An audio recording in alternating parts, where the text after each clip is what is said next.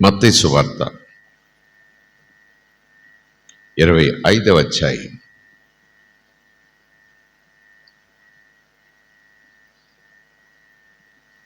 28 అధ్యాయాలు ఉన్నాయి. 25వ అధ్యాయం 1వ వచనం నుంచి 13వ వచనం వరకు శ్రద్ధగా చూద్దాం.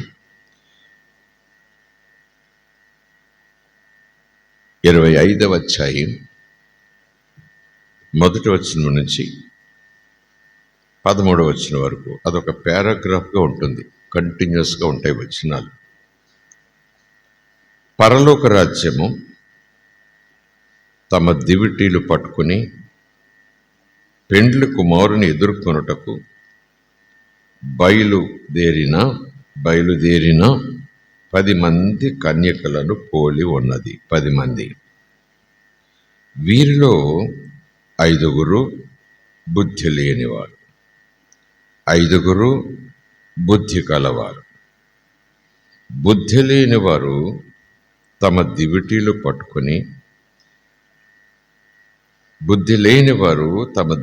పట్టుకుని తమతో కూడా నూనె తీసుకొని పోలేదు. బుద్ధి కలవారు తమ దివిటీలతో కూడా సిద్ధెలలో నూనె తీసుకొని పోయారు. పెండ్లి కుమారుడు ఆలస్యం చేయగా వారందరూ కొనికిపాట్లు పడి చివరికి నిద్రించారు. అర్ధరాత్రి వేళ ఇదిగో పెండ్లి కుమారుడు అతనిని ఎదుర్కొనరండి. ఇదిగో పెండ్లి కుమారుడు అతన్ని ఎదుర్కొనరండి, ఆయనకు ఎదురు రండి అను కేక వినబడెను. అప్పుడు కన్యకలందరూ లేచి తమ దివిటీలను చక్కపరిచిరి. కానీ బుద్ధి లేని ఆ కన్యకలు, మా దివిటీలు ఆరిపోవచున్నవి కనుక మీ నూనెలో కొంచెము మాకియుడని బుద్ధి గలవారిని, నూనె గలవారిని అడిగిరి. అందుకు బుద్ధి గల కన్యకలు, మాకును మీకును ఇది చాలదేమో, మీరు అమ్మేవారి యొద్దకు పోయి కొనుక్కోండి అని చెప్పారు. వారు కొనుటకు పోవుచుండగా పెండ్లి కుమారుడు వచ్చేశాడు. అప్పుడు సిద్ధపడి ఉన్నవారు అతనితో కూడా పెండ్లి విందుకు లోపలికి పోయారు. అంతట తలుపు వేయబడింది. ఆ తరువాత తక్కిన కన్యకలు వెనకాల వచ్చారు. అయ్యా మాకు తలుపు తీయుము అని అడుగగా అతడు, మిమ్మును ఎరుగను, ఐ డోంట్ నో యూ అని మీతో నిశ్చయముగా చెప్పుచున్నాను అనెను. ఆ దినమైనను గడి అయినను మీకు తెలియదు కనుక మెలకుగా ఉండండి అని శిష్యులకును ప్రజలకును ప్రభు చెప్పిన మాట ఉపమానం. స్తోత్రం కలుగునుగాక. దేవునికి స్తోత్రం. సో చదివిన ఆ సన్నివేశాల సందర్భంలో ఆ పదాల మీద మీరు మనసు పెట్టినప్పుడు చాలా వరకు అర్థమవుతుందని అనుకున్నాను, అర్థమైందని నేను అనుకుంటున్నాను. 5 బుద్ధి లేనివారట, 5 బుద్ధి గలవారట. ఈ మాటలు అపొస్తలులలో ఒకవేళ అపొస్తలుడు బోధ చేస్తే కొంతమంది శ్రద్ధగా వినొచ్చు, మరికొంతమంది ఏం వింటామలే అనుకోవచ్చు. మరికొంతమంది అది ఆ పేతురు గారి ఉద్దేశం అయి ఉండొచ్చు. మా ఉద్దేశం అది కాదు, మేము అలా అనుకోవట్లేదు అని వినేవారు తమ సొంత అభిప్రాయం, రిజర్వేషన్స్, వాటితోటి ఆ మాటల మీద శ్రద్ధ పెట్టకపోవచ్చు.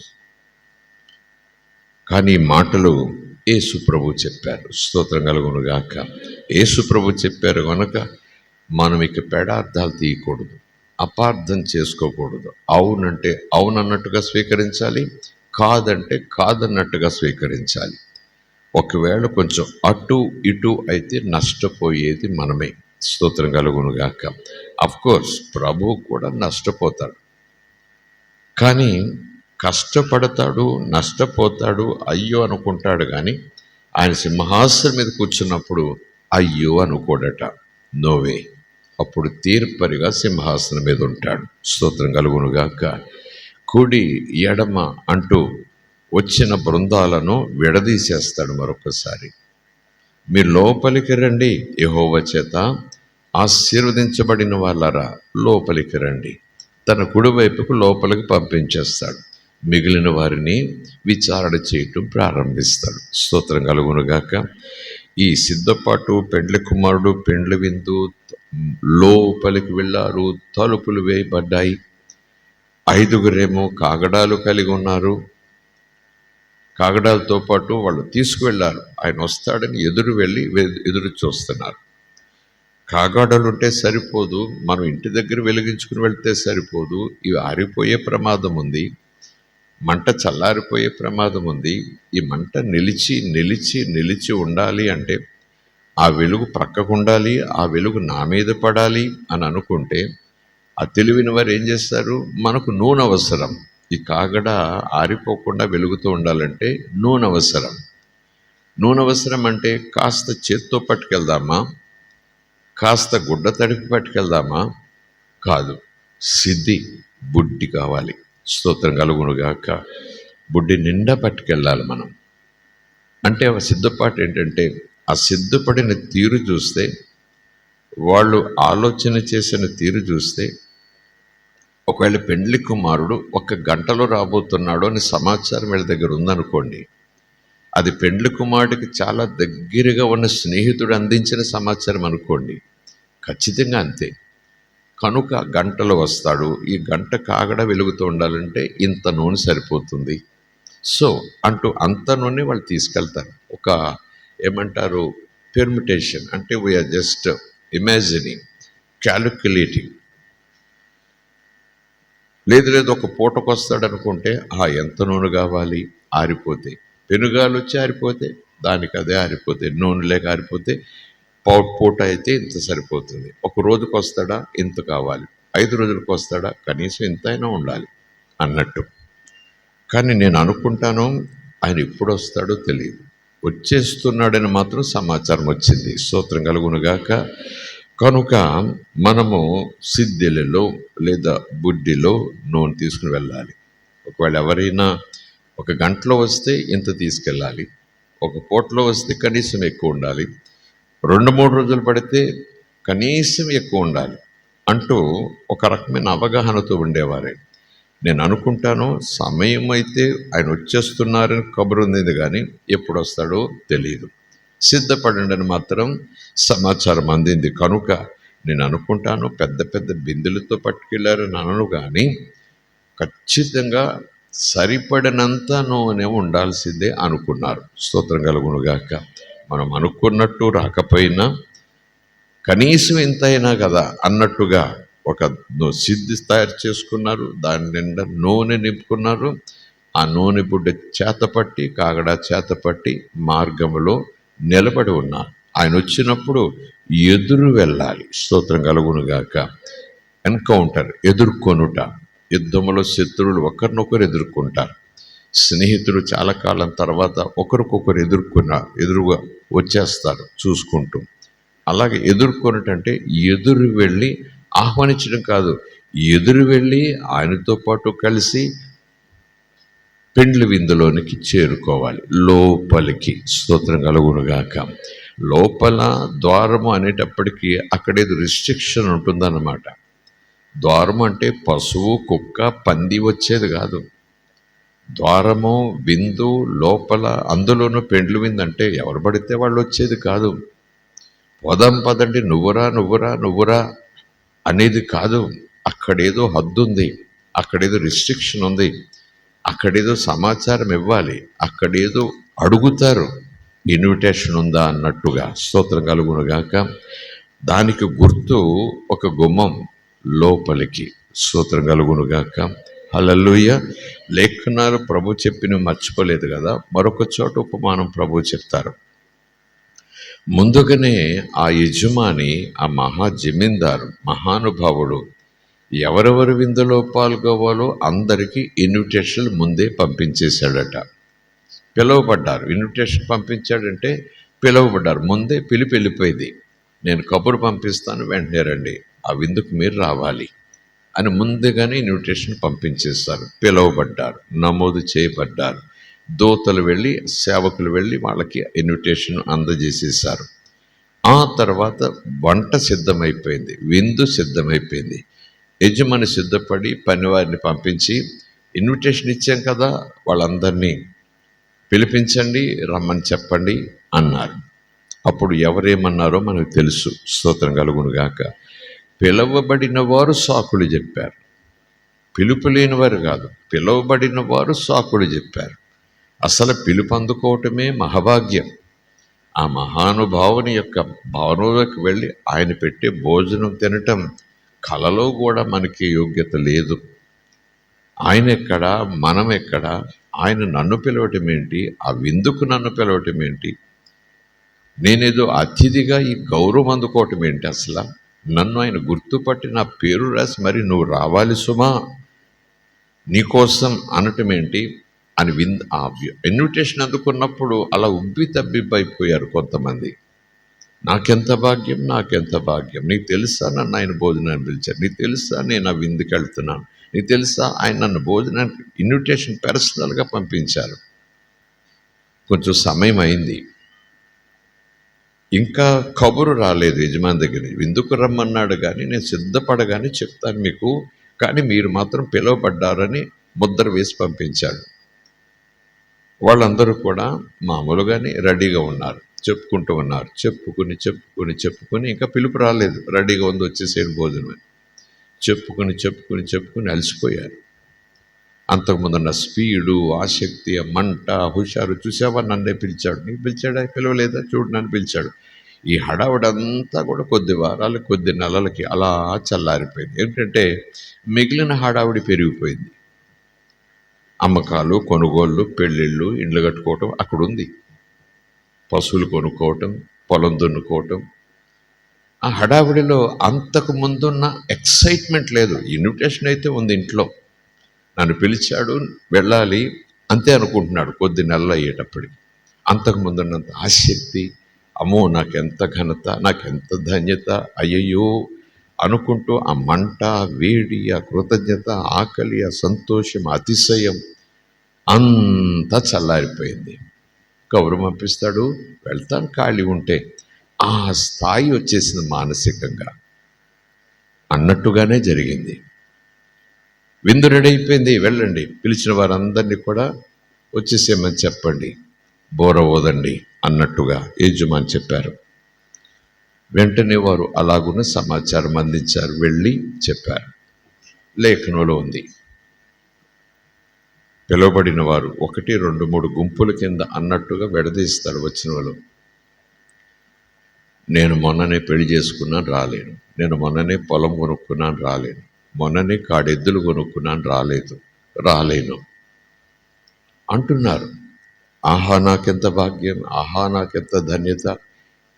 ఆయన కాళ్ళ దగ్గర కూర్చోటానికి కూడా యోగ్యత లేదు. ఆయన ఎదురుగా వెళ్ళి మొక్కలో ముఖం పెట్టి చూసే దమ్ము కూడా నాకు లేదు. అంత మహానుభావుడు విందుకు రమ్మని అతిథిగా నన్ను పిలవటం, అడుక్కునేవాడిని కాదు నేను, కొంచెం వచ్చి తినిపోరా అనటానికి. ఎంత స్పెషల్ ఇన్విటేషన్ ఇచ్చాడు ఆయన. స్తోత్రం కలుగునుగాక. అడుక్కునేవాడిని పిలుస్తాం, భోజనాలన్నీ అయిపోయాక అడుగు బొడుగు ఉన్న తర్వాత అక్కడ ఎవరైనా ఉంటారేమో, పిలవండి కాస్త తినిపోతారు అంటాను చూసారా, అది కూడా పిలిపే, అది కూడా ఆ భోజనమే, అది కూడా మనం పెట్టేదే. వాళ్ళు పిలిచేవారు కూడా మన పనివారే. కానీ ఆ డిఫరెన్స్ చూడండి. అంత అయిపోయాక పోయేవారిని పిలవటం అన్నట్టు. ఈ మాటలన్నీ కూడా దేవుడు తన పిల్లలను సిద్ధపరుస్తున్న రీతి. రక్షణ పొందిన సమయంలో మీరందరూ పరలోకి రావాలి సుమా, పెండ్లి విందు ఉంటుంది సుమా, 7 ఇండ్లు, కుమారుడికి వధువు వస్తుంది, మీరందరూ తప్పక రావాలి, నాతో పాటు ఉండాలి, మహిమలో మీరు ఉండాలి, ఆ మహా సంతోషంలో మీరు నాతో పాటు సంతోషంగా ఉండాలి అని ఆ ఇన్విటేషన్ ఇస్తే మనం అందుకున్నాం చూసారా రక్షణ. ఇంత పాపిని నువ్వు ఇన్వైట్ చేస్తున్నావా నీ కొడుగ్గా ఉండటానికి? ఇంత పాపిని ఆ మహిమలో చోటిచ్చి నా ప్రక్క నుండి నాతో పాటు సంతోషంగా ఉండాలి సుమా, సిద్ధపడు అంటున్నావా? ఎంత భాగ్యమయ్యా, ఎంత ధన్యతయ్యా. కుక్క కన్నా హీనంగా బ్రతికాను, పంది కన్నా హీనంగా బ్రతికాను. ఒక్క మాటలో చెప్పాలంటే ఇన్విటేషన్ అందుకోవటానికి కూడా నా చేతులు వణుకుతున్నాయి దేవా. మనమనటం కాదండి, పరిశుద్ధాత్మ చేత నింపబడి అమ్మ ఎలిజబెత్ కడుపులో తండ్రి చేత, దేవుడైన తండ్రి చేత చక్కటి రూపాన్ని పొందుకున్న యోహాను, కన్య మరియా బంధువైన ఎలిజబెత్ దగ్గరికి గాబ్రియేలు దూత వెళ్ళి కనపడి ఒకసారి చూసిరా, పలకరించిరా అని పంపించినప్పుడు ఆమె అంత దూరంలో ఉండగా ఎలిజబెత్ పరిశుద్ధాత్మ చేత నింపబడింది. వెంటనే ఒక ప్రార్థనతో కూడిన కీర్తన మొదలుపెట్టింది. స్తోత్రం కలుగునుగాక. ఆ మరియ ఇంకా దగ్గరికి వచ్చింది. ఎలిజబెత్ కూడా 2 అడుగులు వేసి చేతులు చాపి బంధువురాలుగానే దగ్గరికి వెళ్తా ఉంది, కానీ అభిషేకంతో మాట్లాడుతూ ఉంది. స్తోత్రం కలుగునుగాక. అప్పుడే యోహాను కడుపులో 8వ నెల బిడ్డో 9వ నెల బిడ్డో కదిలిపోయాడట. కదిలేడని కాదు, ఏమో గంతులు వేశాడు. స్తోత్రం కలుగునుగాక. ఆ గర్భములో గంతులు వేశాడు. ఆ ఉమ్ము బుడగ నీరులో ఆలోచించేయండి. పరిశుద్ధుడు మన దగ్గరికి వస్తుంటే మనం కూడా ఆత్మ కలిగిన వారం అలాగ కదిలిపోతాం, రాయిళ్ళ కూర్చోలేం. స్తోత్రం కలుగునుగాక. హల్లెలూయా. అవన్నీ కూడా ఎక్స్ప్రెషన్స్. అంటే అల్లరిగా ఏలలు వేయాలని, పరిశుద్ధాత్మ వచ్చినప్పుడు దొర్లాలని, పరిశుద్ధాత్మ వచ్చినప్పుడు పిచ్చి పిచ్చిగా ఏదో, అది కాదు నేను అనేది. దేవుని ఆత్మ సన్నిధి మనకు సమీపం అయ్యే కొలది, దేవుని ఆత్మ సన్నిధిలోనికి మనం వెళ్ళే కొలది మనముగా ఉండలేము. స్తోత్రం కలుగునుగాక. శరీరంతో ఉన్నను ఆ ఉత్సాహం, ఆ ఆనందం, ఆ ప్రత్యేకమైన ఉజ్జీవం, ఆ ప్రత్యేకమైన కదలిక మన ఊహలకు, అనుభవాలకు అతీతమైనది. అందుకే ఈ మధ్యాహ్నం మరొకసారి మీకు చెబుతూ నాకు నేను చెప్పుకుంటున్నాను, ఆత్మచేత నింపబడుట ఎంత ధన్యతో. స్తోత్రం కలుగునుగాక. ఆత్మవశ్యంలోకి వెళ్ళిపోవటం ఎంత అద్భుతమైన అనుభవము. ఆమె ఎలా దగ్గరకు వస్తామంటే, యోహాను కడుపులో కదిలిపోయాడు, గంతులు వేశాడనుంది. ఆ యోహాను అరణ్యములో కేకవేయుచున్న ఒక శబ్దం. ప్రభు వచ్చేయడానికి ముందు మార్గం సరళం చేయటానికి, రెడీ చేయటానికి ముందుగా వచ్చిన యెహోవా దూత అనుకోవాలి. యేసు రానే వచ్చాడు, నీళ్లలోకి వచ్చాడు, యోహాను దగ్గరికి వచ్చాడు. యోహాను అలా చూశాడు, ఆత్మ గుర్తుపట్టేశాడు. స్తోత్రం కలుగునుగాక. హల్లెలూయా. ఎందుకంటే ఇన్విటేషన్ మనకు వచ్చినప్పుడు అయ్యో నేనెంత భాగ్యం, ఇదెంత భాగ్యం, అమ్మో ఇన్విటేషన్ చేత్తో పట్టుకోవటానికి కూడా నాకు యోగ్యత లేదు అని అనుకోవలసినటువంటి మనం అవును కదా. ఆ రోజు కూడా పాపము లేనివాడు, పరిశుద్ధాత్మ ద్వారా పుట్టినవాడు, స్తోత్రం కలుగునుగాక, అనేక సంవత్సరాలు ఎలిజబెత్ జకర్యాల సంతానం లేకుండా పరిచర్లో ముందుకు నిరాటంకంగా పోతున్నారు. సనుగుడు లేదు, గొనుగుడు లేదు, ఏమో చివరికి ఎలిజబెత్ గర్భం ధరించింది సరైన సమయానికి. స్తోత్రం కలుగునుగాక. అలాగే జకర్యా కూడా ఏ పేరు పెడదామంటే పలక మీద రాసేది తీరు, అవన్నీ మీకు తెలుసు. అంత శ్రేష్టమైన ప్రత్యేకించబడిన దేవుని చేత యేసు పంపబడటానికి ముందు దేవుని చేత పంపబడిన యోహాను అన్నమాట జ్ఞాపకం చేస్తాను. ఏమనంటే, నీ చెప్పుల వారు, చెప్పులకు తాడు, బెల్ట్ చెప్పులు అంటాను చూసారా, ఆ చెప్పుల తాడు విప్పటానికి కూడా నాకు యోగ్యత లేదు. నీ చెప్పులు నీ కాళ్ళు కాదు, కాళ్ళకు నువ్వు వేసుకున్న చెప్పుల తాడు పట్టుకోవటానికి కూడా నేను యోగ్యుడు కాదు. ఎవరి యోహాను?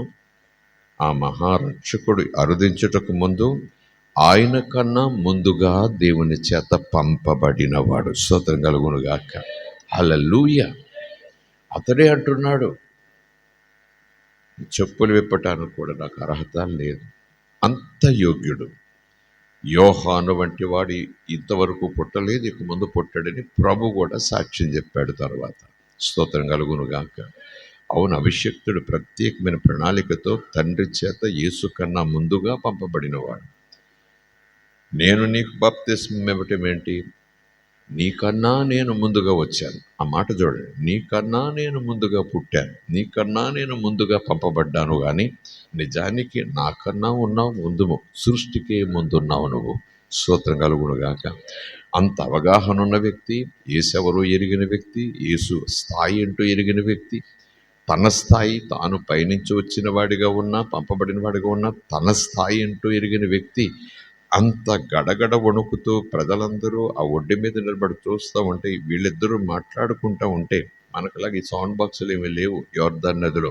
వీళ్ళిద్దరూ ఏదో మాట్లాడుకుంటున్నట్టుగా అక్కడ సంభాషణ రాయబడ్డాయి కాబట్టి అందులో నుంచి పాఠాలు నేర్చుకుంటున్నాం మనం. స్తోత్రం కలుగును గాక. దూరంగా ఉన్న వాళ్ళకి వినిపిస్తాయి, ఏదో మాట్లాడుకుంటున్నారు.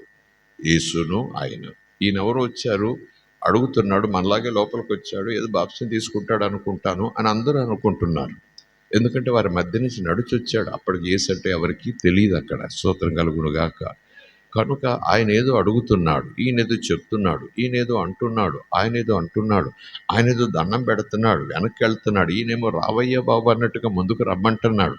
ఇదంతా బయట ఉన్న వాళ్ళు చూస్తున్నారు. కానీ జరుగుతున్న సంభాషణ ఇది. స్తోత్రం కలుగును గాక. సో ఎందుకు ఆ మాట చెప్పానంటే, అలాంటి యోహానే అంత తగ్గించుకుని, ఎంత భాగ్యమా నాకు దేవుని నీతి నెరవేర్చుట్లో, అందులో నా చేతుల కింద నువ్వు తలబెట్టటమా, నేను నీళ్లు తీసి నీ తల మీద నేను పోయటమా, నీ తల మీదకి నా చేతులు రావటమా. అమ్మో, ప్రైజ్ ద లార్డ్, హల్లెలూయా. నీ చేతుల కింద సమస్త సృష్టి ఉంది.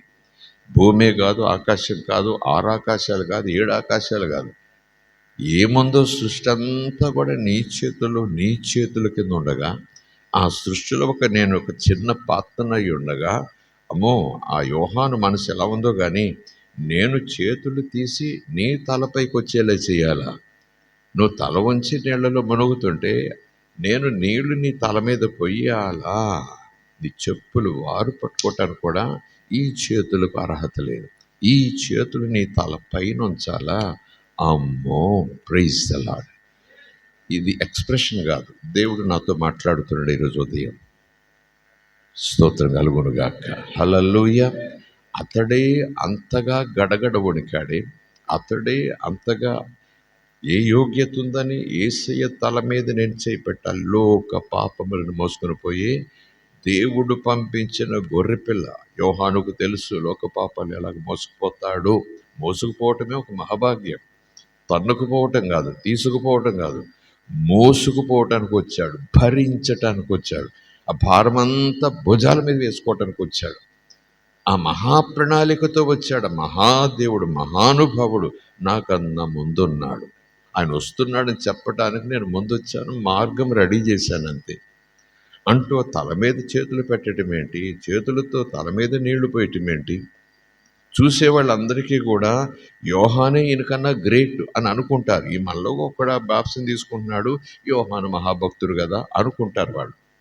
అంతగా యేసు తగ్గించుకున్నాడు. ఈయనేమో గడగడ వణికిపోతూ, లేదు లేదు, నేను చేయలేని ఈ పని, నా వల్ల కాదు, నాకు ఆ అర్హత లేదు అంటున్నాడు. యేసేమన్నాడు? Go ahead. స్తోత్రం కలుగును గాక.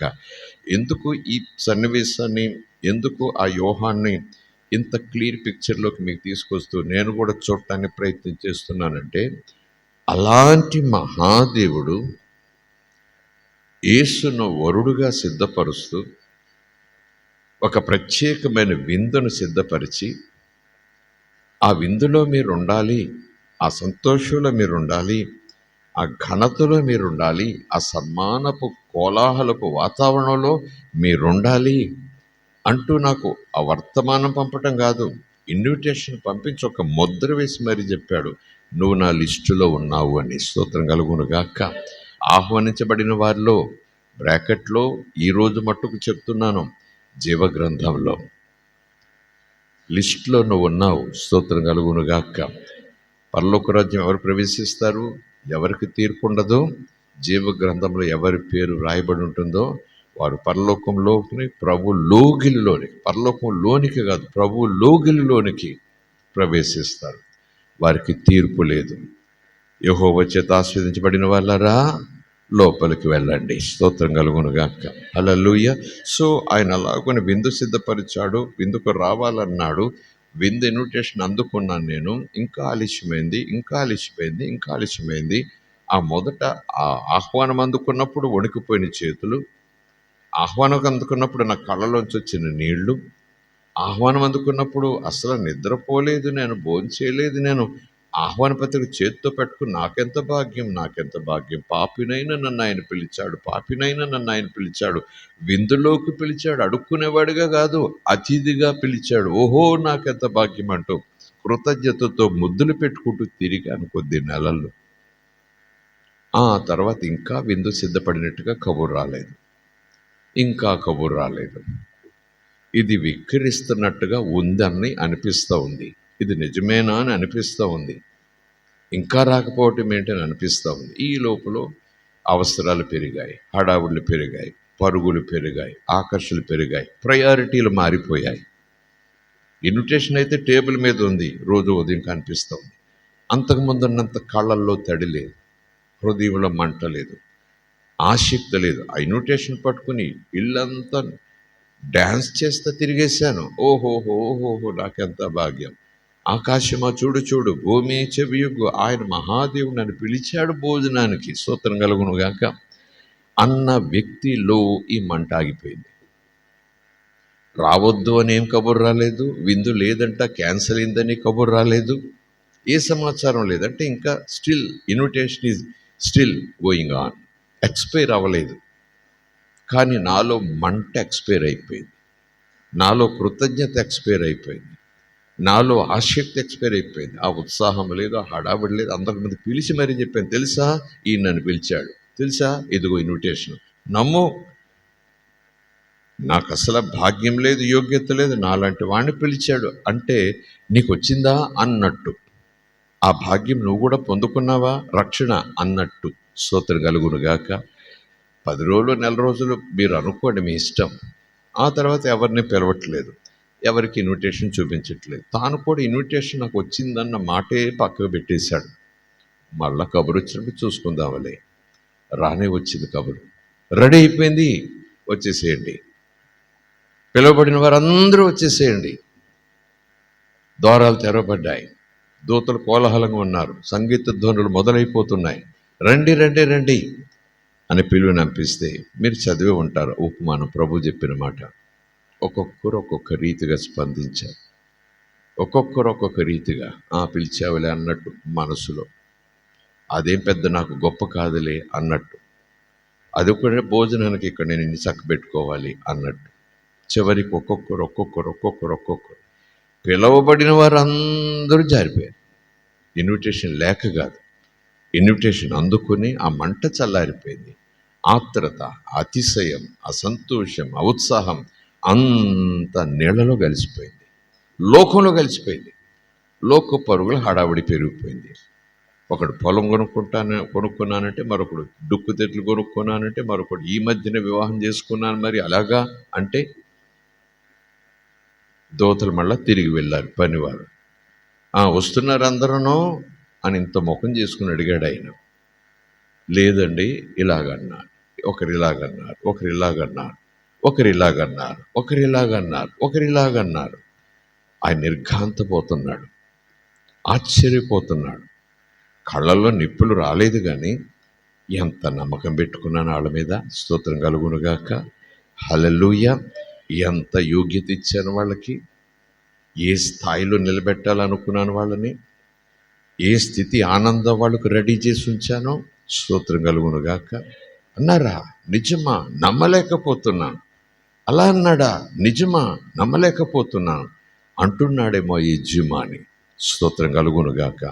అలా విందు వైపు చూస్తున్నాడు, ఏర్పాటు చేయబడిన కుర్చీలు టేబుల్స్ వైపు చూస్తున్నాడు. ఆ బంగారపు కుర్చీలు, బంగారపు టేబుల్స్ అనుకోండి, మనలో టేబుల్ మిల్స్ అనుకుంటే ఒకవేళ, ఆ పాత్రలు, ఆ ద్రాక్షరసం అనుకోండి, కాసేపు ఇమాజిన్ చేసుకోండి.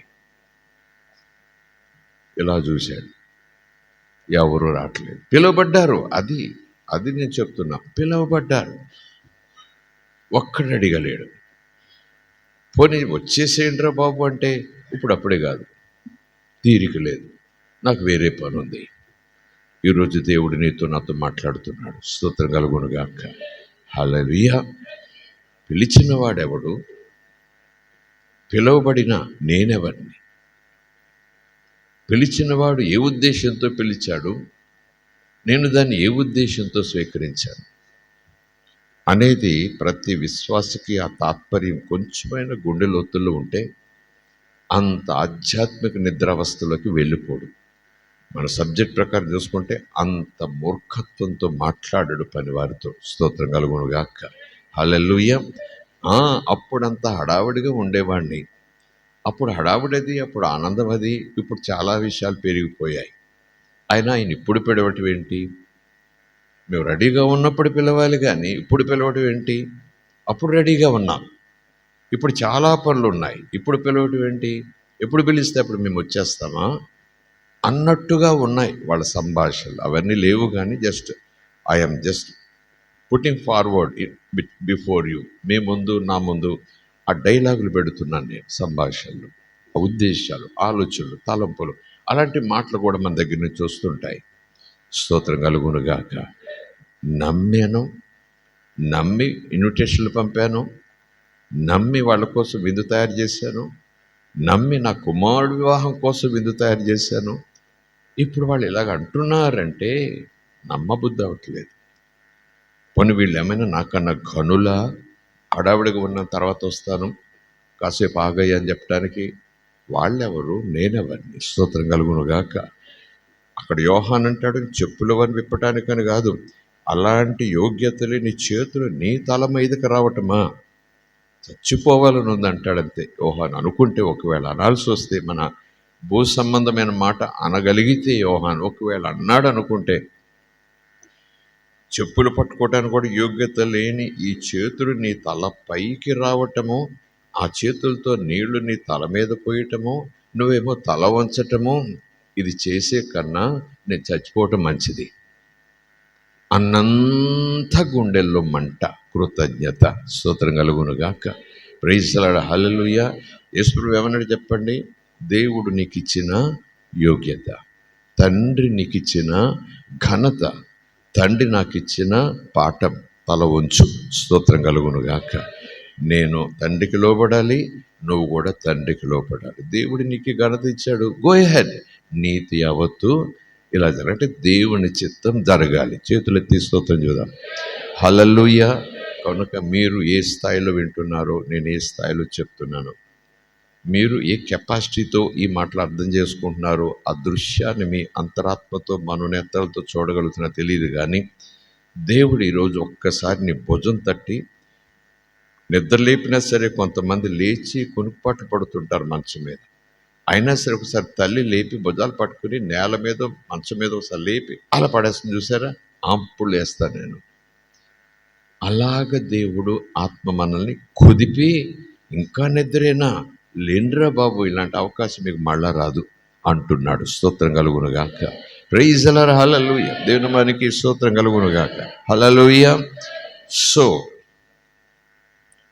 అలాగ పిలువబడిన వారంటే విశ్వాసులు అనుకుంటే, పిలువబడిన వారంటే రక్షణ పొందినవారు అనుకుంటే, పిలువబడిన వారంటే ఘోర పాపినైన నా కోసం ప్రభు ప్రాణం పెట్టాడు, ఇక ఆయన కోసమే నా జీవితం అనే తలంపుతో ఆ రక్షణను వణికే చేతులతో అందుకున్నవారు, ఆ తర్వాత రక్షింపబడిన వారు, ఆ తర్వాత ఆయన రక్షకుడు, నేను రక్షింపబడ్డా, నేను పాతాళంలో పోతుండగా ఆయన పైనుంచి వచ్చి నా చేయి పట్టుకొని లేపాడు, నరకంలో పోకుండా, అగ్నిలో కాలిపోకుండా చేశాడు అని ఎరిగి కుతూహలంతో, ఉత్సాహంతో, కన్నీటితో ఆరాధన ప్రార్థన చేసి పరుగులు పెట్టిన నేను ఆ తొలి దినాల్లో, ఇప్పుడు కొంచెం ఆ స్పీడ్ తగ్గింది, ఆకలి తగ్గింది, ఆసక్తి తగ్గింది.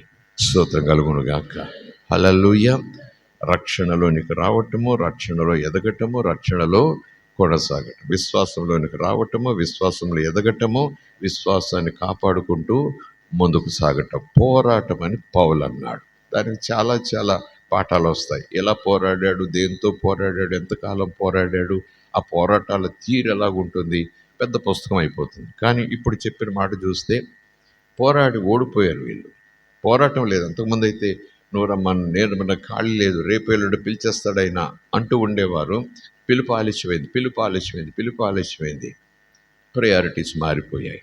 అంతకుముందున్నంత ఆసక్తి, నిరీక్షణ లేదు. అంటే దాదాపు సంఘం ఆ స్థాయిలోకి వచ్చేస్తుందేమో. స్తోత్రం కలుగును గాక. విశ్వాసులు ఆ స్థాయిలోకి వచ్చేస్తే విశ్వాసులే, కానీ ఆసక్తి లేదు, ఆ తపన లేదు, ఆ మంట లేదు. ఆ పిలుస్తాడు వెళ్ళిపోవాలి నేను, మహాభాగ్యం అది, చీ ఈ లోకంలో ఉన్నదంతా పెంట అనే లెవెల్కి ఇంకా రాలేదని కాదు, కానీ మొదటిలో ఉండేది. తర్వాత మొదటంతా కూడా రక్షణ పొందినప్పుడు నాకు పరలోకమే మహాభాగ్యం, ఈ లోకం పాపం, ఈ లోకం మురికి, ఈ లోకం కుళ్ళు, ఈ లోకం డ్రైనేజ్, ఈ లోకం రోత అంటూ పాటలు పాడి నేను ఈ లోకాన్ని తొడుక్కునే కన్నా దేవుని మహిమవస్థను తొడుక్కోవటం మరీ మంచిది అని గొంతులు వేసిన నేను ఆ తర్వాత ఆ మురికే కావాలనుకుంటున్నా, ఆ పెంటే కావాలనుకుంటున్నా, ఆ రోతే కావాలనుకుంటున్నా. విశ్వాసిని. ఎక్కడొచ్చింది మార్పు? ఎక్కడొచ్చింది? ఎందుకు వచ్చింది ఈ మార్పు? స్తోత్రం కలుగును గాక.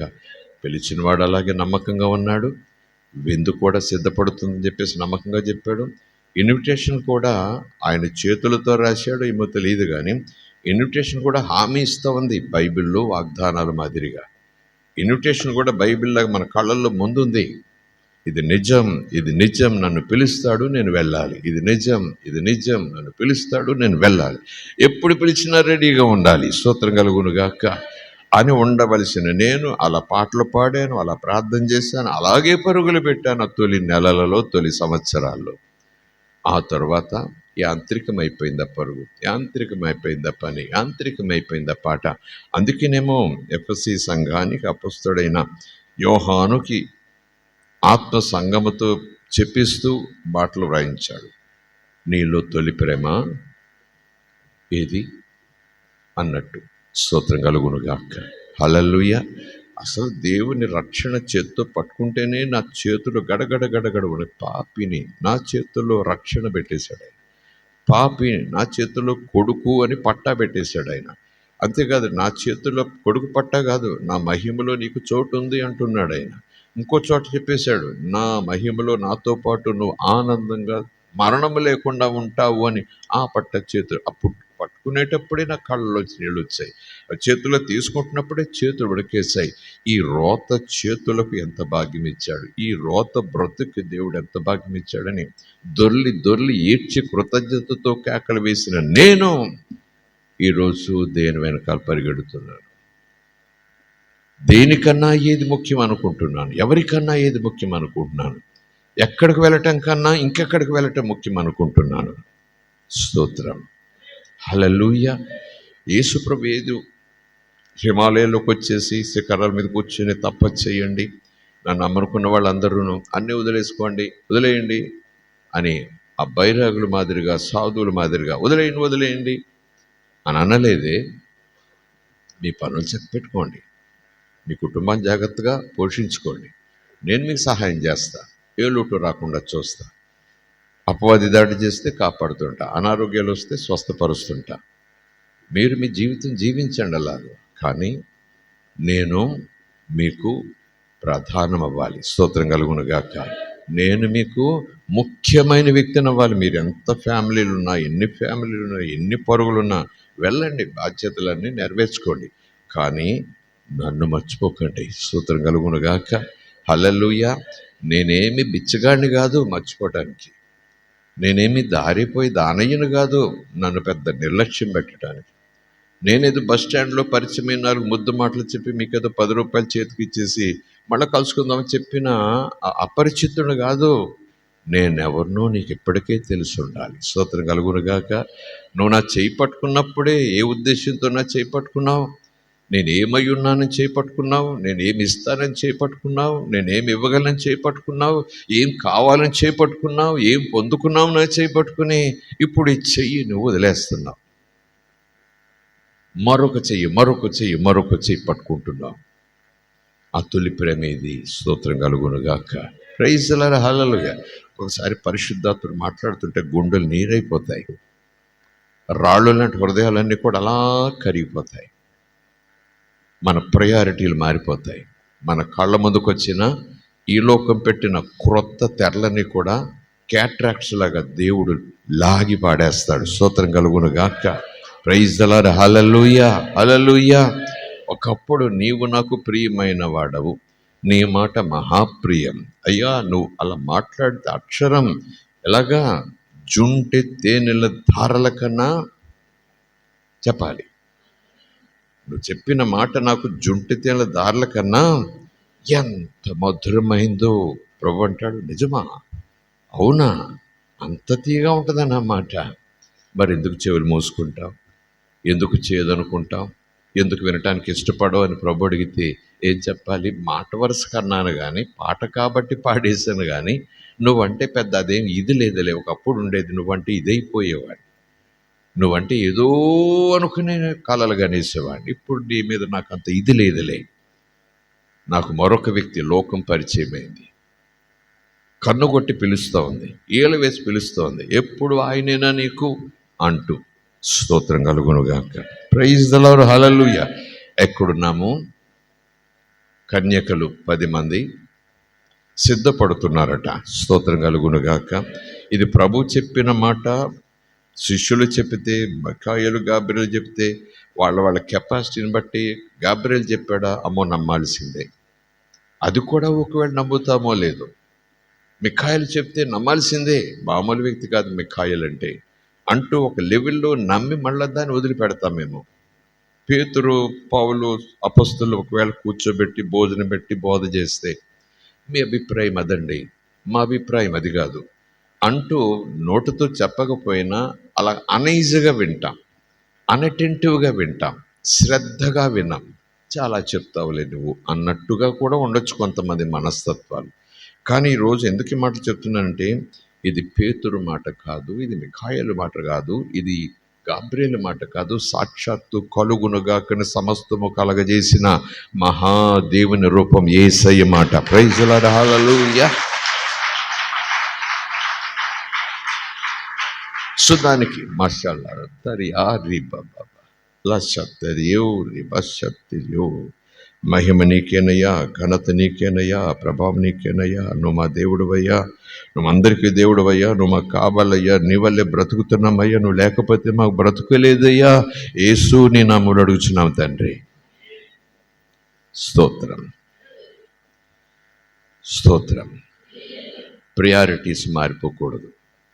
బాధ్యతలు పెరగచ్చు. ఒకప్పుడు నేను ఒక్కడినే, తర్వాత భార్య, మేమిద్దరమే, తర్వాత కొడుకు, ముగ్గురమే, తర్వాత కూతురు, నలుగురమే, తర్వాత 10 మంది పిల్లలు. పెరుగుతుండొచ్చు ఫ్యామిలీ. బాధ్యతలు పెరుగుతున్నాయి, పోషణ పెరుగుతూ ఉంది, అటెన్షన్ పెరుగుతూ ఉంది, రెస్పాన్సిబిలిటీ పెరుగుతున్నాయి. ఇంకా కష్టపడాలి, 10 మందిని పోషించాలి, ఇంకా శ్రద్ధగా ఉండాలి. ఇంకా అవన్నీ పెంచండి, పోషించండి. తన కుటుంబాన్ని పోషించుకోలేనివాడు విశ్వాసే కాదంటున్నాడు ఒక చోట ప్రభు. తన కుటుంబాన్ని పోషించకుండా తన కడుపు తాను పోషించుకుంటూ ఇతరులను పోషించిన పరిగెత్తే వాడు విశ్వాసే కాదన్నాడు ఒక చోట పరిశుద్ధాత్ముడు అపొస్తలుల ద్వారా. స్తోత్రం కలుగునుగాక. కొంతమంది కుటుంబాలను పట్టించుకోరు. వాళ్ళు ఏం తిన్నారో ఏం తినలేదో పట్టించుకోరు. అసలు కట్టుకుంటున్నారో కట్టుకోవట్లేదు పట్టించుకోరు. అసలు వాళ్ళు జ్వరం వచ్చిందా, తలపోటు వచ్చిందా, అసలు పడుకున్నారా లేదా పట్టించుకోరు. ఎప్పుడు ఇతరుల కుటుంబాలు వాళ్ళకి చేస్తే నా కుటుంబాన్ని చేసినట్టే. దేవుడు అంటున్నాడు, నోవే. స్తోత్రం కలుగునుగాక. దేవుడు అంటాడు, ఒకవేళ పేదవారికి చేసావా, అడుక్కునే వాళ్ళకి చేసావా, చెరసాలు అని వాళ్ళకి చేసావా, వాళ్ళకి చేస్తే నాకు చేసినట్టే అక్కడ అన్నాను నేను. నీ కుటుంబానికి చేయకుండా మరొకరికి చేస్తే నాకు చేసినట్టే అని అనలేదు అంటాడు వాక్యం ద్వారా. మన వాక్యాన్ని సరైన కోణములో సరైన ఉద్దేశంతో పరిశుద్ధాత్మ తన వెలుగును ఆ వాక్యం మీద ఉంచి మనకు చూపించకపోతే ఇలాగే తొందరపడతాం. నా కుటుంబాన్ని చూడకపోయినా పక్కోడు కుటుంబాన్ని నేను పోషిస్తే చాలు, పక్కోడు కుటుంబాన్ని నేను డబ్బులు ఇస్తే చాలు, పక్కోడు కుటుంబాన్ని నేను భోజనం పెడితే చాలు అని అనుకోవటం ప్రభు అంటాడు కుదరదు. పేదవాడు వేరు, చెరసాలలో ఉన్నవాడు వేరు, హాస్పిటల్లో ఉన్న రోగి వేరు, గాయపరచబడిన వాడు వేరు. వాళ్ళకి చేస్తే నాకు చేసినట్టే అన్నాను. కానీ నీ ఫ్యామిలీని వదిలేసి మరొక ఫ్యామిలీని, వాళ్ళు తిన్నారో లేదో, కట్టుకున్నారో లేదో, పడుకున్నారో లేదో, వాళ్ళ ఒంట్లో బాగోకపోతే, వాడు అయ్యో తినకపోతే, తినలేదమ్మా మరి నీ కొడుకు తిన్నాడో లేదో చూసావా, నీ కూతురు తిన్నదో లేదో చూసావా, నీ కూతురు డాడీ ఏడని అంటా ఉంది రాత్రి పగలు. ఆ తల్లికి ఏం చెప్పాలో తెలియట్లేదు. వస్తాడని చెప్తుంది. మీరు డాడీకి చాలా కుటుంబాలు ఉంటాయి అని అనుకుంటే స్తోత్రం కలుగునుగాక. Praise lord, hallelujah. సో ఇలాగున వ్యవస్థలు, ఇలాగున పనులు ఒకవేళ లేఖనానుసారంగా పెరిగిపోయినా, ఎంతగా బాధ్యతలు పెరిగిపోయినా, ఒకప్పుడు ఏకాకిగా ప్రభువు నేను పెళ్లి చేసుకున్నాను, నేను నా భార్య ప్రభువు, ఇలా ఎలా ఎలా ఇలా సభ్యుల సంఖ్య కుటుంబం పెరిగిపోయినా ఎప్పటికీ ప్రభు నెంబర్ వన్నే నాకు. ప్రైజ్ ది లార్డ్, హల్లెలూయా. ఎప్పటికీ నెంబర్ వన్ ప్రభువే. ఆయన తర్వాత నేను, నా తర్వాత భార్య, పిల్లలు. ఈయన లేదనుకోండి ఇదంతా జీరో. స్తోత్రం కలుగునుగా. Praise the lord, hallelujah. So Yesu ప్రభు నీ మాట అయ్యా, నీ ప్రేమ అయ్యా, నీ దయ అయ్యా, నీ జాలి అయ్యా. అందుకే చాలామంది దైవజనులు నవ్వుతానుకంటారో లేకపోతే నిజంగా గుచ్చినట్టు మాట్లాడతారో తెలియదు, కానీ క్రైస్తవులు చాలా అబద్ధాలు పాడేస్తూ ఉంటారు దేవుని ముందు. చాలా అబద్ధాలు పాడేస్తూ ఉంటారు. అదే అబద్ధం ఏంటంటే, గోపాలన్న పెద్ద ఆయన రాశాడు ఆ పాట, నాకు చాలా హిట్ అయింది, నాకు చాలా నచ్చింది, రోజు పాడుకుంటా, బాత్రూంలో పడుకున్నప్పుడు పాడుకుంటా, స్టడీ చేసుకునేటప్పుడు పాడుకుంటా, నాకు ఎంత ఇష్టమో ఈ పాట. అయినా దైవజనుడు అంటాడు, నీకు ఇష్టమైతే పాడుకో, నాకేం లేదు, కానీ ప్రభు ముందు మాత్రం ఆ మాట అనుకు, ప్రభు ముందు ఆ మాట అనుకు. అమ్మ ముందు పాడు, నాన్న ముందు పాడు, ఓకే బాగుంది పాట, కానీ దేవుని ముందు దేవుని కోసం పాడు. ఎందుకంటే నీ మాటలు జుంటి తేనె దారుల కన్నా ఉన్నాయి అని పాడుతున్నావంటే దేవుడు అంటాడు, పెదిములతో కాదు, దాని వెనకాల హృదయం. నిజంగా నా మాట అంత తీయగా ఉందా నీకు? నిజంగా నా మార్గం అంత తీయగా ఉందా నీకు అని దేవుడు ప్రశ్నిస్తే, సంఘమా మీరు నేను తలెత్తుకుందామా, తలదించుకుందామా? స్తోత్రం కలుగునుగాక. హల్లెలూయా, ప్రైజ్ ది లార్డ్, హల్లెలూయా. దేవుని మనకి స్తోత్రం. సో యేసు ప్రభు చెప్పారు కనుక దీనిని కొట్టివేసేవాడు విశ్వాసే కాదు. అలాంటి వాళ్ళకైన ప్రభువుగా ఉండటానికి ఇష్టపడడు. ఆయన మాట కొట్టేసే వాళ్ళను ఆయన చూసినా వాళ్ళు ప్రభు అంటే ఆయన చెవులు మూసుకుంటాడేమో అని అనను, కానీ ఆయన అస్సలు అక్కడ ఉండడు అని గొప్ప మాటలు మాట్లాడను, కానీ ఆయన మనసు ఒక ప్రశ్నతో నిండిపోతుంది. నా మాట చెప్పున చెయ్యడు, నేను చెప్పినది వినడు, అలా ఉండటానికి ఇష్టపడడు, నన్ను ప్రభువా అని పిలుస్తాడు. ఏం వ్యక్తో కానీ స్తోత్రం కలుగునుగాక. ఇదేం మాటో ఇదేం బిరుదో కానీ నా పేరు కాదు ప్రభువా, నా పేరు కాదు ప్రభువా, నా అథారిటీ ప్రభు అంటే. స్తోత్రం కలుగునుగాక. యేసు అనేది నాకు పేరు, ఇమ్మానుయేలు అనేది నాకు పేరు అనుకోవచ్చు. ప్రభు అంటున్నానంటే అది పేరు కాదు, అథారిటీ. నేను ఆ వ్యక్తి దృష్టిలో సింహాసనం మీద కూర్చున్నట్టు లెక్క. స్తోత్రం కలుగునుగాక. ఆ వ్యక్తికి నేను రాజునని లెక్క. ప్రభు అంటున్నాడంటే ఆ వ్యక్తి నువ్వు నా యజమానివని ఇండైరెక్ట్గా చెప్తున్నాడు అన్నమాట. నువ్వేం చెప్తేనయ్యా, నీ పని చేయటానికై నేను ఉన్నానయ్యా అని ఒప్పుకుంటూ ప్రభు అంటున్నాడు. కానీ సంఘానికైనా, భక్తులకైనా, భగవంతుని కొలిచి ఎవరికైనా సరే ఈ పదాలతో పెదములతో మాట్లాడటం చాలా సులువు, కానీ ఆయన ప్రభువుగా చేసుకోవటం చాలా కష్టం. ఆయన ప్రభువుగా చేసుకోవాలంటే నేను చచ్చిపోవాలి. చచ్చిపోవడం అంటే శారీరకంగా సుమా, నా ఇష్టం చచ్చిపోవాలి, నా ఇష్టాన్ని చంపేసుకోవాలి, నా ఇష్టాన్ని పెంటకుప్ప మీద పడేయాలి. స్తోత్రం కలుగునుగాక. అప్పుడు ఆయన ఇష్టానికి చోటు వస్తుంది. లేకపోతే నా ఇష్టం ఆయన ఇష్టం పోట్లాడతాయి. ఆ పోట్లాట నేను తీర్చలేనమ్మా. స్తోత్రం కలుగునుగాక. లోకరీతిగా మాట్లాడుతున్నాను, అర్థం చేసుకుందాం. ఆయన ఇష్టం, నా ఇష్టం, ఇది నాకు ఇష్టమే, ఇది నాకు ఇష్టమే, వీడు నా పిల్లోడే, వీడు నా పిల్లోడే, ఈ ఇష్టము నాకు చాలా మంచిది, ఈ ఇష్టము ఇది లేకపోతే బ్రతకలేను. ఇద్దరు ఎదురెదురుగా వచ్చి నువ్వా నేనా, నువ్వా నేనా, నువ్వా నేనా, మా ఇద్దరు నీకు ఎవరిష్టం అంటూ అవి కేకలేస్తూ చెప్తుంటే దేనికి టిక్ పెడతా? నా ఇష్టానికి టిక్ పెట్టినా, దేవుని ఇష్టానికి టిక్ పెట్టినా. ఈయన ఇష్టం లేకపోతే నాకు పరలోకం ఉండదు. నా ఇష్టం కాదనుకుంటే చాలా వదిలేసుకోవాలి, చాలా సరదాలు వదిలేసుకోవాలి, చాలా అల్లర్లు వదిలేసుకోవాలి, చాలా గలీజు పనులు వదిలేసుకోవాలి, చాలా స్నేహితులను కోల్పోవాలి, చాలా మంది బంధువులను కోల్పోవాలి నా ఇష్టాన్ని వదిలేసుకుంటే. ఆ రెండు పోట్లాడుతుంటే రెండు ఎదురుగా వచ్చి నా వైపు తిరిగి నువ్వే చెప్పు, నువ్వే తీర్చి అన్న సెలక్షన్, నువ్వే సెలెక్ట్ చేయి, నేను నోరు మూసుకు కూర్చుంటాను అని ఈ రెండు ఒక రూపాలు ధరించిన ఎదురుగా వస్తే నేను దేనికి టిక్ పెడతాను? దేన్ని నేను దగ్గర తీసుకుంటాను? దేనిని దగ్గర తీసుకుంటాను? దేనికి నేను ముద్దు పెడతాను? స్తోత్రం కలుగునుగాక. దేనికి నేను ముద్దు పెడతాను? నా ఇష్టానికి కాదు. దూరంగా ఉండవు, నాకు ఇదే ప్రయారిటీ అనే స్థాయిలోనికి మన ఆధ్యాత్మిక జీవితం రోజు రోజు రోజు రోజు ఎదుగుతూ ఉండాలి. స్తోత్రం కలుగును గాక. ఎదుగుతూ ఉండాలి. అందుకే బోధ. చప్పట్లు కొట్టి కానుకలు ఇచ్చి హల్లెలూయా అంటే అది కొంతవరకు భాగ్యం, దేవుడు ఆశీర్వదిస్తాడు, అందులో సందేహం లేదు. అది కూడా భక్తిలో భాగమే. కానీ దాదాపు నా నా నిమిత్తము తండ్రిని తల్లిని అక్కడనమాట, అదనమాట ఇష్టం. తల్లిని వదిలి తండ్రిని వదిలేని అలా చూడగానే అదేంటి ఇంత మాట అంటున్నాడు యేసయ్య, ఇంత మాట అంటున్నాడు యేసయ్య, తల్లిదండ్రులు సన్మానించమని ఆయనే చెప్పాడు కదా, నా తర్వాత తల్లిదండ్రులే అన్నాడు కదా, ఇప్పుడు ఆయన కోసం వాళ్ళను కూడా వదిలేయాలట. వదిలేయటని ఆ మాటకు తీసుకున్నాం అనుకోండి, ఆ మాటతో పెద్ద రోషగా చాలామంది అమ్మనాలను బయటికి గంటే సేవలు చేసేస్తున్నారు. అమ్మనాలను అడుక్కున్న వాళ్ళగా చేసే సేవలు చేసేస్తున్నారు. అమ్మనాన్నలకు వస్త్రముందో తిండుందో కూడా చూడకుండా సేవలు చేసేస్తున్నారు. అమ్మ నాన్నల ఆస్తులంతా కూడా సంపాదించేసుకుని అమ్మ నాన్నలను ఓల్డ్ ఏజ్ హోమ్లో పడేస్తున్నారు. సేవలు చేసేస్తున్నారేమో ఎవరైనా. దేవుడు ఆ సేవకు టిక్కు పెట్టాడు. స్తోత్రం కలుగును గాక. అమ్మ ఇష్టం, నాన్న ఇష్టం. అమ్మ నాన్న అంటే నాకు చాలా ఇష్టం అనుకోండి, అమ్మ చచ్చిపోమంటే చచ్చిపోతాను నేను అనే తపస్సుతో తలంపుతో నేను ఉన్నాను అనుకోండి, అమ్మ నూతులు దూకేమంటే దూకేస్తాను అంతే. ఒకసారి అలాగే చేశాను. అమ్మకి కంగారు పడిపోయింది, ఓరి మాట వరుస కన్నానరా బాబు అని. తర్వాత ఏడుస్తూ పైకి తీసుకొస్తే కౌగిలించుకుని మరి ఏడ్చింది అనుకోండి. ఒకవేళ అమ్మనంతగా నేను ప్రేమించినా ఒకరోజు అమ్మ నాకు ఇది ఇష్టం రా, నువ్వు ఇలా చేయాలరా, ఇలాగ ఉండాలిరా అంది. ఇలా పక్కకు వచ్చి వాక్యం చూశాను, దేవుడు కూడా అన్నాడు నువ్వు ఇలాగ ఉండాలి, ఇలా చేయలేదు. అమ్మ ఇష్టానికి దేవుని ఇష్టానికి కంప్లీట్ పోటీ వచ్చేసింది అక్కడ.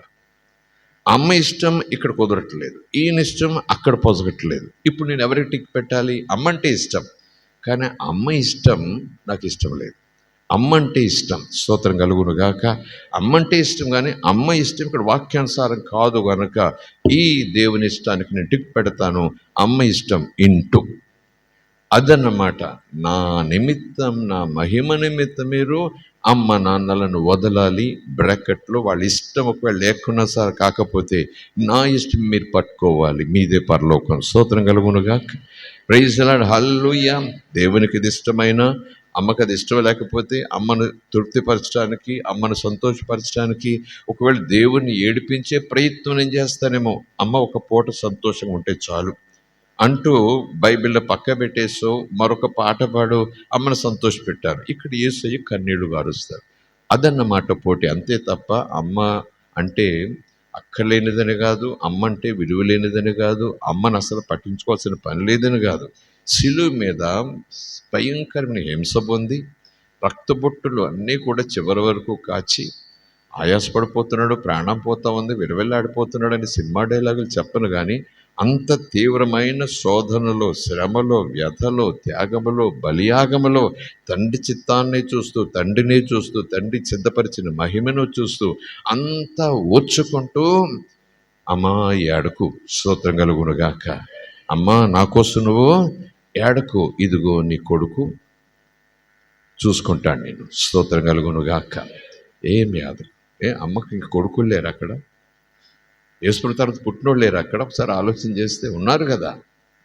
మరి యేసు ప్రభు ఆ శిష్యుడు చూపించాడు అట, శిష్యుడు అతడు నీ కొడుకు, అతని పిలిచి అమ్మలేదుగా నీకు అన్నట్టు, ఇదిగో ఈ రోజు నుంచి నా అమ్మ నీ అమ్మ, అమ్మ అని పిలువు, స్తోత్రం కలుగునుగాక.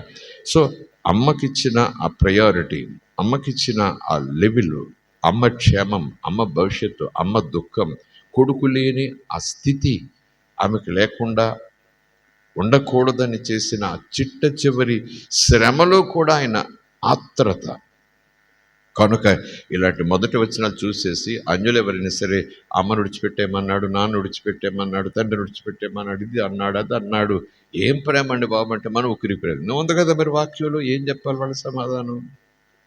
అలాగ అనకూడదు కదా, పాస్టర్ గారు ఇప్పుడు చెప్పలేదు కదా, నేను కూడా బైబిల్ చదవలేదు కదా, అలాగ అనకూడదు కదా, ఏంటో అర్థం కావట్లేదు, మర్మం అనుకుంటాను అంటూ మనం బైబిల్ మూలపడేసేసి మరొక పనిలో పోతుంటాం. కానీ ఆలోచన చేస్తే 10 ఆజ్ఞలలో శ్రేష్టమైన ఆజ్ఞ తన గురించి దేవుడు మాట్లాడి, తల్లిదండ్రులను సన్మానించేవాడు చిరంజీవి, అంటే వాడు ఎప్పటికీ బ్రతికే ఉంటాడు, నిత్య జీవన వరంగా ఇస్తున్నాడు అక్కడే 10 ఆజ్ఞల్లో. ఎవరికి? అమ్మ నాన్నలను సన్మానించాలి. ఇక్కడ కూడా అమ్మను విడిచిపెట్టాలి నా కోసం అని చెప్పినట్టుగా ఏదో అక్కడితో కట్ చేసేసుకోండి, అమ్మకు నీకు సంబంధం లేదు అని విరిచేసినట్టుగా కొంతమంది భక్తులు అలా సేవకు భుజాన్ని సంచేసుకుని పోతుంటారు. ముఖం తెలియని ఒక వ్యక్తి యెరూషలేము నుంచి యెరికోకు పోతున్నాడు. చాలా మర్మాలు ఉంటాయి అందులో. దారిలో దొంగలు దాడి చేశారు, చచ్చిపోయేలా కొట్టారు, దాదాపు చావు దగ్గర తీసుకెళ్ళిపోయి ఉన్నదంతా దోచేసుకున్నారు. గాయాలు గాయాలు గాయాలు, సమస్యలు కాదు, చచ్చిపోయాడేమో. ఒక యాజకుడు వచ్చాడు.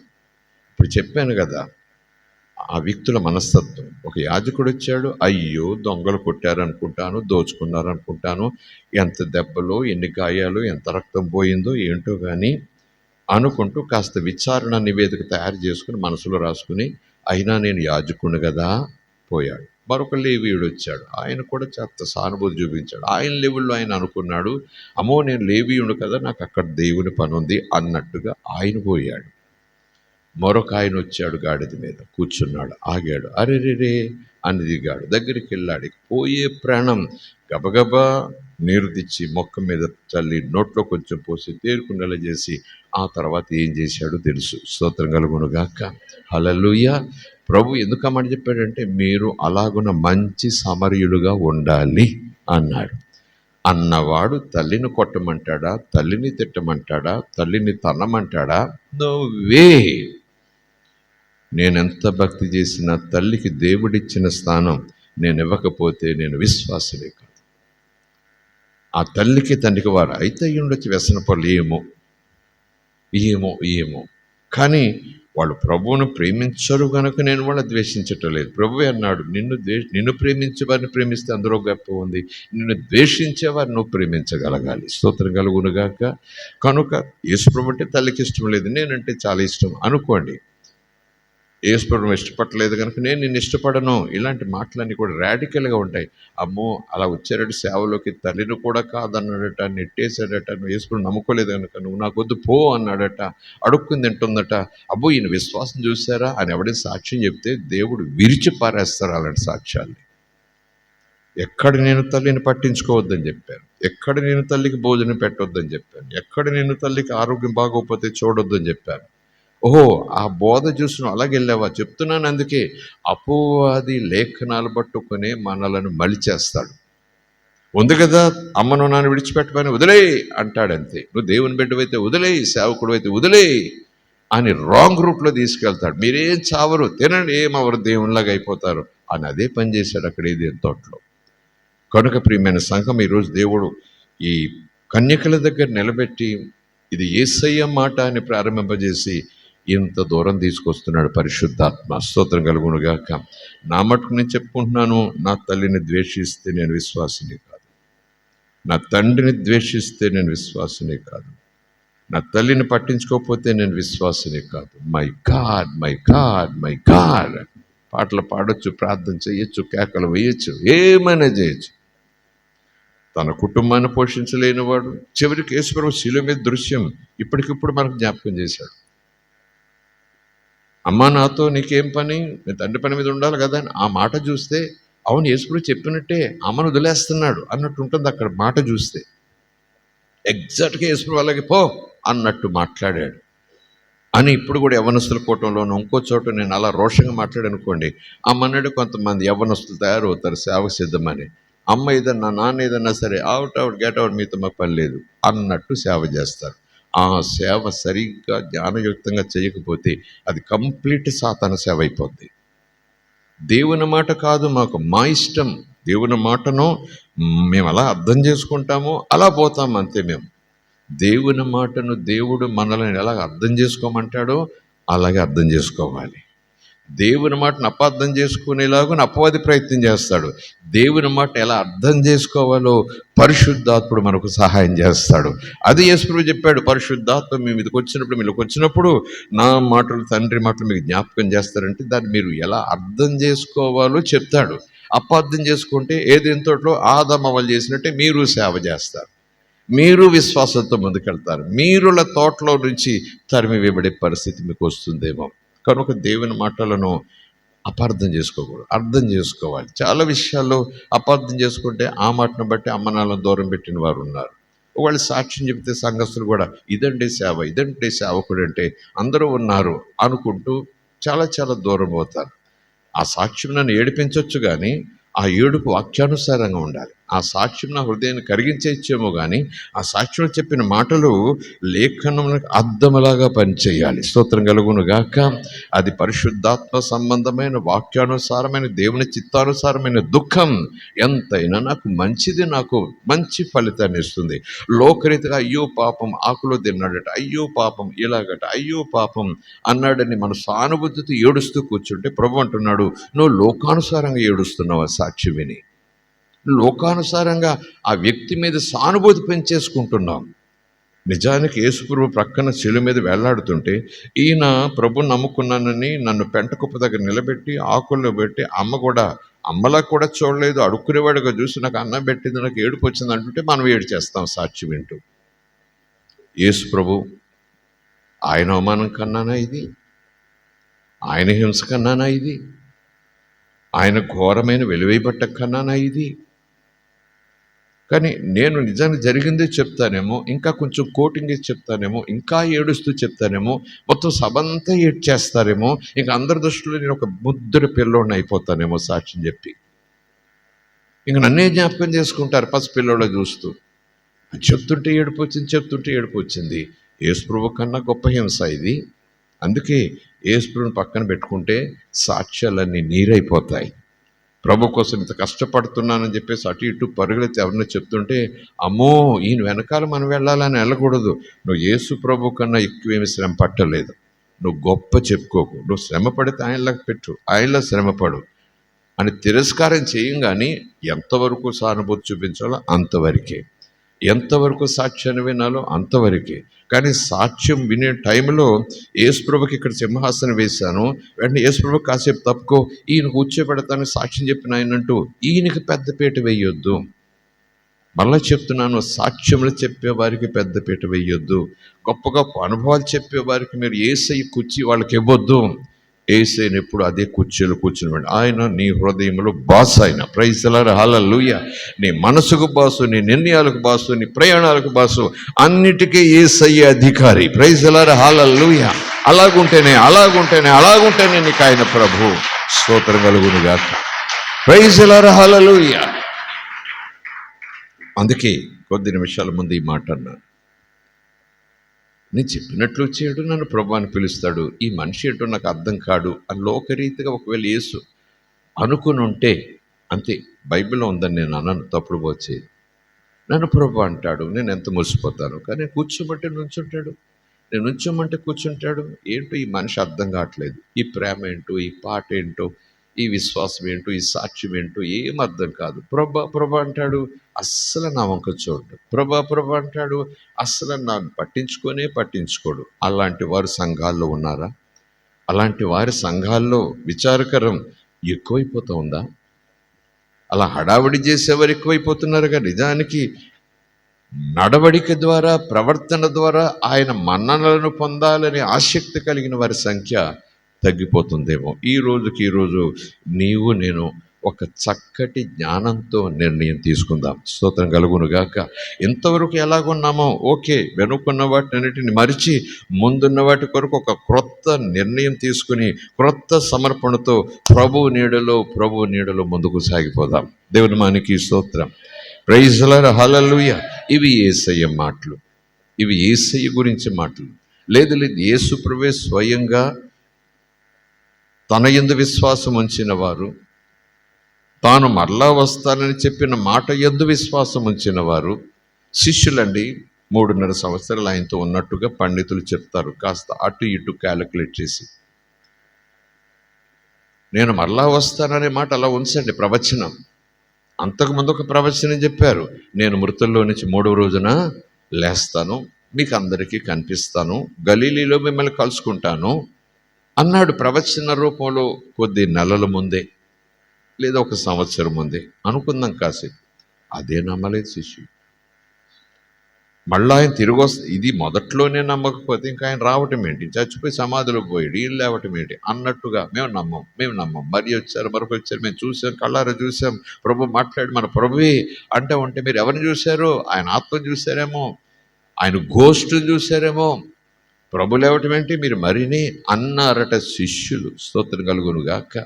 ప్రైజ్ లార్డ్, హల్లెలూయా అన్నారట శిష్యులు. కనుక మనం కూడా ఈ లోకపు హడావిడిలోనో మన అవగాహన లోపంలోనో మన దేవుని మాటలను వాగ్దానం నమ్మలేనటువంటి స్థితిలో మనం ఉన్నందువల్ల కూడా మనం కూడా యేసే మాట అలా తూచని పక్క పెట్టేస్తాం. శిష్యులకే తప్పలేదు ఆ తొందరపాటు, మనకు తప్పుతుందా? మనం వాళ్ళతో సమానమే.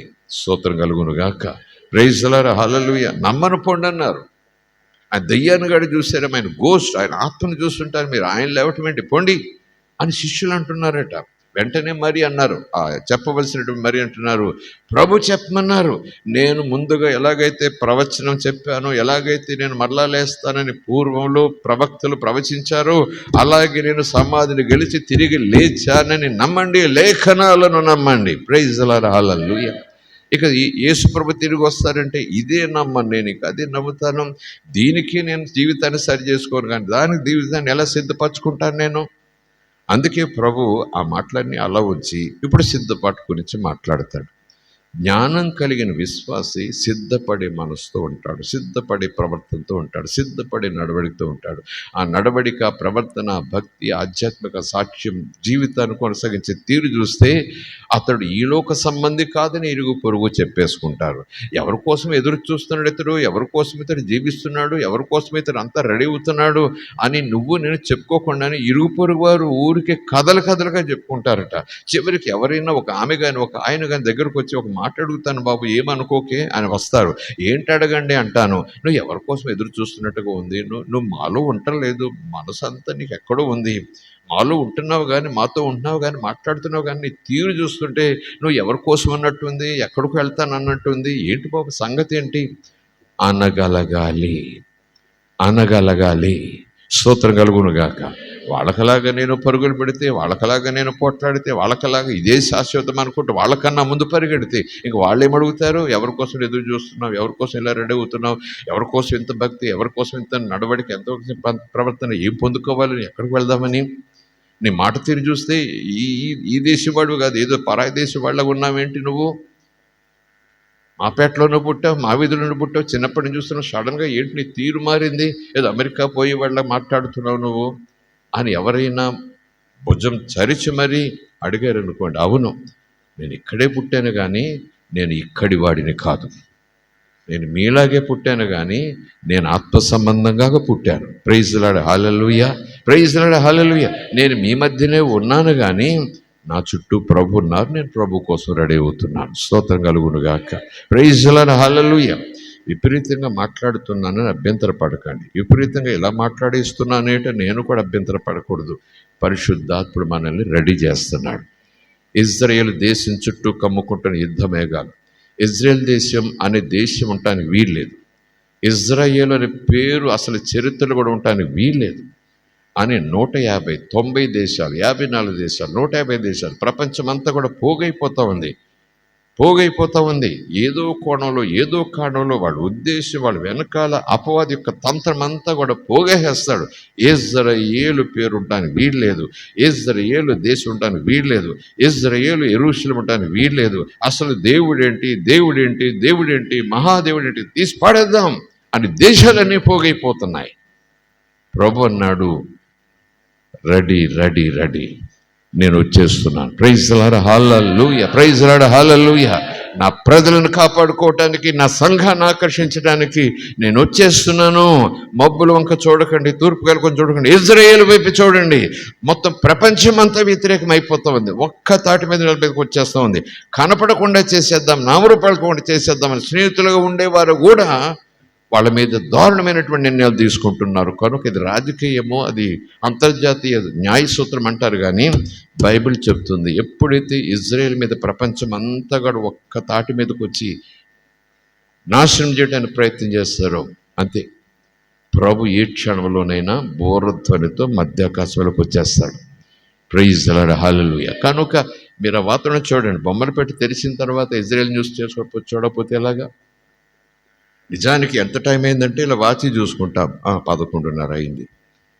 సాయంకాలం 4 అవ్వాలంటే ఇంకా చాలా టైం ఉంది, 5 గంటల టైం ఉంది అని ఎలా అనుకుంటామో, అలాగే ఇజ్రాయేల్ని చూస్తూ ఉంటే, ఇజ్రాయేల్ ఒక వాచిలా చూస్తూ ఉంటే, ఇజ్రాయేల్ ఒక పొద్దుగా సూర్యుడు ఇక్కడికి వచ్చాడు, 9 అయింది, సూర్యుడు అక్కడికి వచ్చాడు, ఇప్పుడు 12 అవుతుంది అన్నట్టుగా అనుకుంటే, ఇజ్రాయేలే మీకు వాచి, ఇజ్రాయేలే మీకు కాల పట్టిక. నా రాకడు కొరకు ఇజ్రాయేలే సూచన. Praise the lord, hallelujah. దేవుని మనకి స్తోత్రం. కనుక కొంచెం మనం దేవుని మాటకు చోటిద్దాం, పరుగులు పెడదాం, సంపాదిద్దాం. No problem. ఎందుకంటే ఆస్తి సంపాదించి పిల్లలకి ఇవ్వాలి. లేఖనంలో ఉంది జ్ఞానం అలా చేస్తాడని. అంతేగాని దేవుని మాటను పక్కకు నెట్టి, దేవుని మాటను పక్కకు తన్ని, దేవుని మాటను అటకలో పెట్టి మోతేసి, ఆ తర్వాత దేవుని వాక్యంలో ఉంది కదా పిల్లలకు సంపాదించాలని అంటే దేవుడి మాట ఒప్పుకోదు. అలా ఉంది నిజమే, కానీ దేవుణ్ణి కాలితో తన్ని కాదు సంపాదించమంట. దేవుని వాక్యాన్ని చేతబట్టి దేవునిని ఘనపరుస్తూ నువ్వు సంపాదించు. నీ సంపాదన నూరంతలు చేస్తాడు ఆయన. స్తోత్రం కలుగునుగాక. ఖచ్చితంగా నూరంతలు చేస్తాడు, అందులో సందేహం లేదు. ఇది యేసయ్య మాట, నీకు నాకు యేసయ్య మాట. మరలా ఆ వచనాలు మరొకసారి చదువుతాను, సమయం అవుతోంది. వివరించి చెప్పరు కానీ గడిచిన వారం అనుకుంటాను ఆ ఉపవాస కూటాల్లో, ఆ శుక్రవారం శనివారం ఆ కూడికల్లో బహుశా ఈ సబ్జెక్ట్ టచ్ చేసి ఉంటాము. ఆదివారం కూడా మూర్ఖత్వము, అవివేకము, మందమతులారా, మూర్ఖులారా, వివేకము లేని వాళ్ళారా, బుద్ధిహీనులారా, దేవుడు మూర్ఖత్వానికి పెట్టిన ఆయా పదాలు, ఇంటెన్సిటీ, దీని తీరు ఇది, దీని తీరు ఇది, మూర్ఖత్వం, మూర్ఖుడు అంటాం చూసారా. ఇంటెన్సిటీ ఎలాగున్నా ఆ పదాలన్నీ కూడా దాదాపు ఒక ఫ్యామిలీకి సంబంధించే. ఆ ఫ్యామిలీకి గ్రూప్ ఒక పేరు పెట్టాలంటే మాట విననివాడు. తెలియని వాడిని మూర్ఖుడు అనం. మూర్ఖుడని ఎవరంటారు చెప్పండి? మనలో మనమాట. తెలియని వాడిని మూర్ఖుడనం. ఇహలోక దేవత వాడి మనోనేత్రాలు గుడ్డితనము కలగజేసినందువల్ల తెలియదు. కానీ తెలిసిన వాడు తెలియనట్టుంటే అది మూర్ఖత్వం. తెలియని వాడికి తెలిసేలాగా కూర్చోబెట్టి చెప్తే అవును నిజమే అని చెప్పి ఒక నిర్ణయం తీసుకున్న తర్వాత మళ్ళా వెళ్ళి మరొకలా ఉంటే అది కూడా మూర్ఖత్వం. తెలియకపోవటం మూర్ఖత్వం కాదు, తెలుసుకున్న తర్వాత తెలియనట్టుగా నటించటం మూర్ఖత్వం. స్తోత్రం కలుగునుగాక. దాని గురించి మాట్లాడుకుంటూ ఉంటున్నాం. అందుకే అపొస్తలుడైన పేతురు ఆ మొదటి సువార్త ప్రసంగంలో అనేక మంది మమ్మల్ని ఏం చేయమంటారని అడిగినప్పుడు, ఆ సన్నివేశంలో ఆ బాప్సం తీసుకునే ఆ సన్నివేశం దగ్గరికి వచ్చేటప్పుడు ఈ మాట అంటున్నాడని గత వారం చెప్పుకున్నాం. మీరు ఈ మూర్ఖ తరము వారి నుంచి వేరై ఉండండి. వాళ్ళతోనే ఉండండి, వాళ్ళ మధ్యన ఉండండి, కానీ ఆ తరం, ఆ తీరుకు వేరుగా ఉండండి, ఆ స్వభావానికి వేరుగా ఉండండి, ఆ తత్వానికి మీరు వేరుగా ఉండండి. ఇప్పుడు క్రీస్తులో పుట్టారు కనుక మీలోనికి లోకతత్వం ఉండకూడదు, క్రీస్తు తత్వం మీలోనికి రావాలి, ప్రేమతత్వం మీలోనికి రావాలి, దేవుని చిత్తం చేయాలనే ఆత్రత మీలో రోజు పెరగాలి. స్తోత్రం కలుగునుగాక. Praise the lord, hallelujah. ఆ ఉద్దేశంతోనే ప్రభు అంటున్న మాటనే బుద్ధిహీనులు, బుద్ధి గలవారు. గత వారం చూసుకున్నాము, 2 ఇల్లు కట్టుకున్నారు, ఒకడు బుద్ధిమంతుడు. అక్కడ సింగులర్, అక్కడ వీడు వాడు ఒకడు. ఇక్కడ 5, 5, 10 అంటే ప్లూరాలిటీ పెరిగింది. తర్వాత ఇంక మనం వేసుకోవటం ఈ దేశం ఆ దేశం, ఇన్ని జాతులు ఇంతమంది అని ఇంకా లక్షలకు వెళ్ళిపోవచ్చు. 1 then 5 5. ఏదేమైనా అర్థం ఒక్కటే, తాత్పర్యం ఒక్కటే, పాఠం ఒక్కటే, మనకు దేవుడు మేలుకొలుపుతున్న బోర విధానం ఒక్కటే. స్తోత్రం కలుగునుగాక. కాపరి ఎప్పుడు బోర ఊదుతాడట. గొర్రె దారి తప్పగానే కత్తి రెడీ పెట్టుకుని దారి తప్పింది వేసేద్దాం కాలు అనుకోడట. కాపరి ఎప్పుడు దారి తప్పుతుందా, ఎప్పుడైతే బెడ మీద కత్తేసేసి మాంసం చేసుకుని బిర్యానీ చేసేసుకుందాం అని చూడట. కాపరి ఎప్పుడు కూడా కేకలేస్తూ ఉంటాడు. కాపరి ఎప్పుడు కూడా మార్గాలను తప్పిస్తూ, అంటే సరైన మార్గంలో నడిపిస్తుంటాడు. ఎక్కడ మనం తప్పుతున్నా ఏదో సిగ్నల్, ఏదో ఏదో గద్దింపు, ఏదో చిన్న శబ్దం చేస్తాడు. ఇలా గొర్రె చూస్తుంది, మళ్ళా చక్కగా గొర్రెలతో పాటు పోతుంది. కాపరి కాపాడుటకే తప్ప కషాయవాయనగా కొయ్యటం కోసం కాదు. స్తోత్రం కలుగునుగాక. హల్లెలూయా. కాపరి శాపాలను తొలగించి యేసుప్రభువులో పెంచటానికి ఉన్నాడు తప్ప యేసుప్రభు పెట్టకపోయినా నేను శాపం పెడితే మీరు అలాగ అయిపోతారని సంఘాలను, విశ్వాసాలను భయపెట్టి సేవ చేయించుకునే కాపర్ల సంఖ్య పెరిగిపోతూ ఉంది ఈ దినాల్లో. కాపరంటే శాపాలు పెట్టేవాడు కాదు. అసలు కాపరికి మంచి కాపరి ఎవరు? ప్రధాన కాపరి ఎవరు? మంచి కాపరి అంటే యేసు చెప్పాడు, నేను అన్నాడు అక్కడ యోహాను సువార్తలో. ప్రధాన కాపరి హెబ్రీ రాసిన పత్రికలో ఆయన ప్రధాన యాజకుడు, ప్రధాన కాపరి పైన ఉన్నాడు. ఆయన మాదిరి మనకి ఆయన ఎక్కడ శాపాలు పెట్టలేదు. స్తోత్రం కలుగును గాక. మరి ఎందుకు కాపర్ల నోట్ల శాపాలు వచ్చేస్తాయి విశ్వాసుల మీదకి? నీ పిల్లోడు చచ్చిపోతాడు, మీ ఆయన చచ్చిపోతాడు, నీ ఆస్తి అంతా ఆవిరైపోతే చూస్తుండే 24 గంటల్లో. నేనంటాను, ఇక్కడ దేవుడు ఆ కార్యం చేయకపోయినా నువ్వు అన్నావు కాబట్టి చేసేస్తాను. నో నో నో నో నేను తొందరపడిన, దేవుడు తొందరపడ్డు. కానీ నేను అన్న మాట, నెగిటివ్ మాట ఉంది చూసారా, అది నెగిటివ్ పవర్. నెగిటివ్ పవర్ ఎవరికి ఇష్టము? అపవాదికి ఇష్టం. పాజిటివ్ పవర్ ఎవరికి ఇష్టము? మంచి మాట, శ్రేష్టమైన మాట, బ్రతికించే మాట, బాగు చేసే మాట, పరలోకం తీసుకెళ్లే మాట ఎవరికి ఇష్టం? అసలు మాట అంటే ఎవరు? యేసు ప్రభువే, దేవుడే. కనుక నెగిటివ్ మాట, వ్యతిరేకమైన మాట, శాపం, కీడు, మరణము, చీకటి, ఇవన్నీ కూడా నెగిటివ్ ఎనర్జీ. అది ఎవరికి ఇష్టము? వాడు చంపుతాడు, దొంగిలిస్తాడు, నాశనం చేస్తాడు. సాతాను యొక్క బుద్ధి అది. కనుక వెంటనే దీని వెనకాల, ఈ మాట వెనకాల వీడు తన పవర్ పెట్టేస్తాడు. ఎప్పుడైతే నేను శాపం పెడతానో వెంటనే ఆ మాట వీడికి ఆయుధంగా పనిచేస్తుంది. వెంటనే వాడి పవర్ని పెట్టేస్తాడు ఈ మాట వెనకాల. అలాగే జరిగిపోయేలా ఈయనగా చేసింది వీడు చేస్తాడు. స్తోత్రం కలుగును గాక. ఈయన అనుకుంటాడు, చూసావా నేను చెప్పాను 24 గంటలు నీ పిల్లడికి ఏమవుద్దు చూసుకుంటే కాలు ఇరిగిపోయింది, ఎక్కడో పడిపోయాడు, ఏదో అయిపోయాడు, అయ్యగారు తప్పు చేశానండి బాబు, ఇంకేమి లేదండి బాబు, మిమ్మల్ని ఏమి అననండి బాబు, మీరే మాకు దేవుడండి బాబు, రోజు వచ్చి కూర్చోండి బాబు, మీకు కాలు కొడుతాడు బాబు, మేము దండలేస్తాడు బాబు అన్న తర్వాత ఈశ్వరుడితో చెప్తానులే ఏం చెయ్యొద్దు ఊరుకోమని అంటాడు ఈ కాపరి. ఇలాంటి దొంగ బోధకుల సంఖ్య పెరిగిపోతూ ఉంది. దేవునిని సేవ చేసేవారిగా తయారు చేయాల్సింది పోయి తమకు సేవ చేసేవారిగా తయారు చేసుకుంటున్న దొంగ కాపర్ల సంఖ్య పెరిగిపోతూ ఉంది. స్తోత్రం కలుగునుగాక. ఈ మాటల్లో దోషం అంటే దేవుడు ఇప్పుడే నన్ను క్షమించునుగాక. స్తోత్రం కలుగునుగాక. హల్లెలూయా, హల్లెలూయా. కాపరి తత్వం, కాపరి మనస్తత్వం, కాపరి బాధ్యత, కాపరి యొక్క హక్కు, కాపరి యొక్క రెస్పాన్సిబిలిటీ. అసలు కాపరి అంటే ఏంటి? 2 విషయాలు చెప్పాడు పేతురుతో. నువ్వు నన్ను ప్రేమిస్తున్నావా, నువ్వు నన్ను ప్రేమిస్తున్నావా, నువ్వు నన్ను ప్రేమిస్తున్నావంటూ ఒక్కొక్క సమాధానం వస్తూ ఉంటే గొర్రెలు, గొర్రె పిల్లలు అంటూ 2 మాటలు చెప్పాడు. 1 కాయి, 2 అంతే, దట్స్ ఇట్. 1 కాయి, 2 మేపు. ఆ 2 హద్దులు దాటొద్దు పేతురు. స్తోత్రం కలుగునుగాక అని నేను అలా భావిస్తాను. ఆ మాటలను, ఆ సన్నివేశాన్ని, ఆ సందర్భాన్ని మీరు ఎలా అర్థం చేసుకుంటారో నాకు తెలియదు. నా పని చెయ్యి అన్నాడు. ఏం పని బాబయ్యా అని అడిగాను. నా గొర్రెలను, నా గొర్రె పిల్లలను అన్నాడు. ఏం చెయ్యాలి అని అడిగాను. రోజుకో గొర్రెని కసాయిగా చంపేసుకుని తినేసి బిర్యానీ వండేసుకో అన్నాడా? ఏ రోజైనా గొర్రె పాలుపోతే దాన్ని పొదుగు కోసేసి దాన్ని గొడ్డలోడికి అమ్మేయమంటాడా? ఏం చెప్పాడేసి అక్కడ? అసలు ఏ మాట పలకలు. నా గొర్రెలు, నా గొర్రె పిల్లలు, నా గొర్రెలు, నా గొర్రె పిల్లలు, నా గొర్రెలు, నా గొర్రె పిల్లలు మేపాలి, కాయాలి, అంతే నీ బాధ్యత. స్తోత్రం కలుగును గాక. తీర్పు నాకు వదిలేసి చేతులెత్తి స్తోత్రం చెబుదాం. హల్లెలూయా, హల్లెలూయా. ఎందుకు చాలామంది దైవ విద్యలో నెగిటివ్ శాపాలు పెడతా ఉంటే అలా జరిగిపోతున్నాయంటే దేవుడు వాళ్ళ శాపాలకు టిక్కి పెట్టేస్తున్నాడని కాదు. ఒకవేళ లేఖనాలు ఉంటే ఉండొచ్చు. ఒక చోట పౌలు గారు సంఘాన్ని గలిబిలి చేస్తున్న ఒకడు ఉన్నాడట.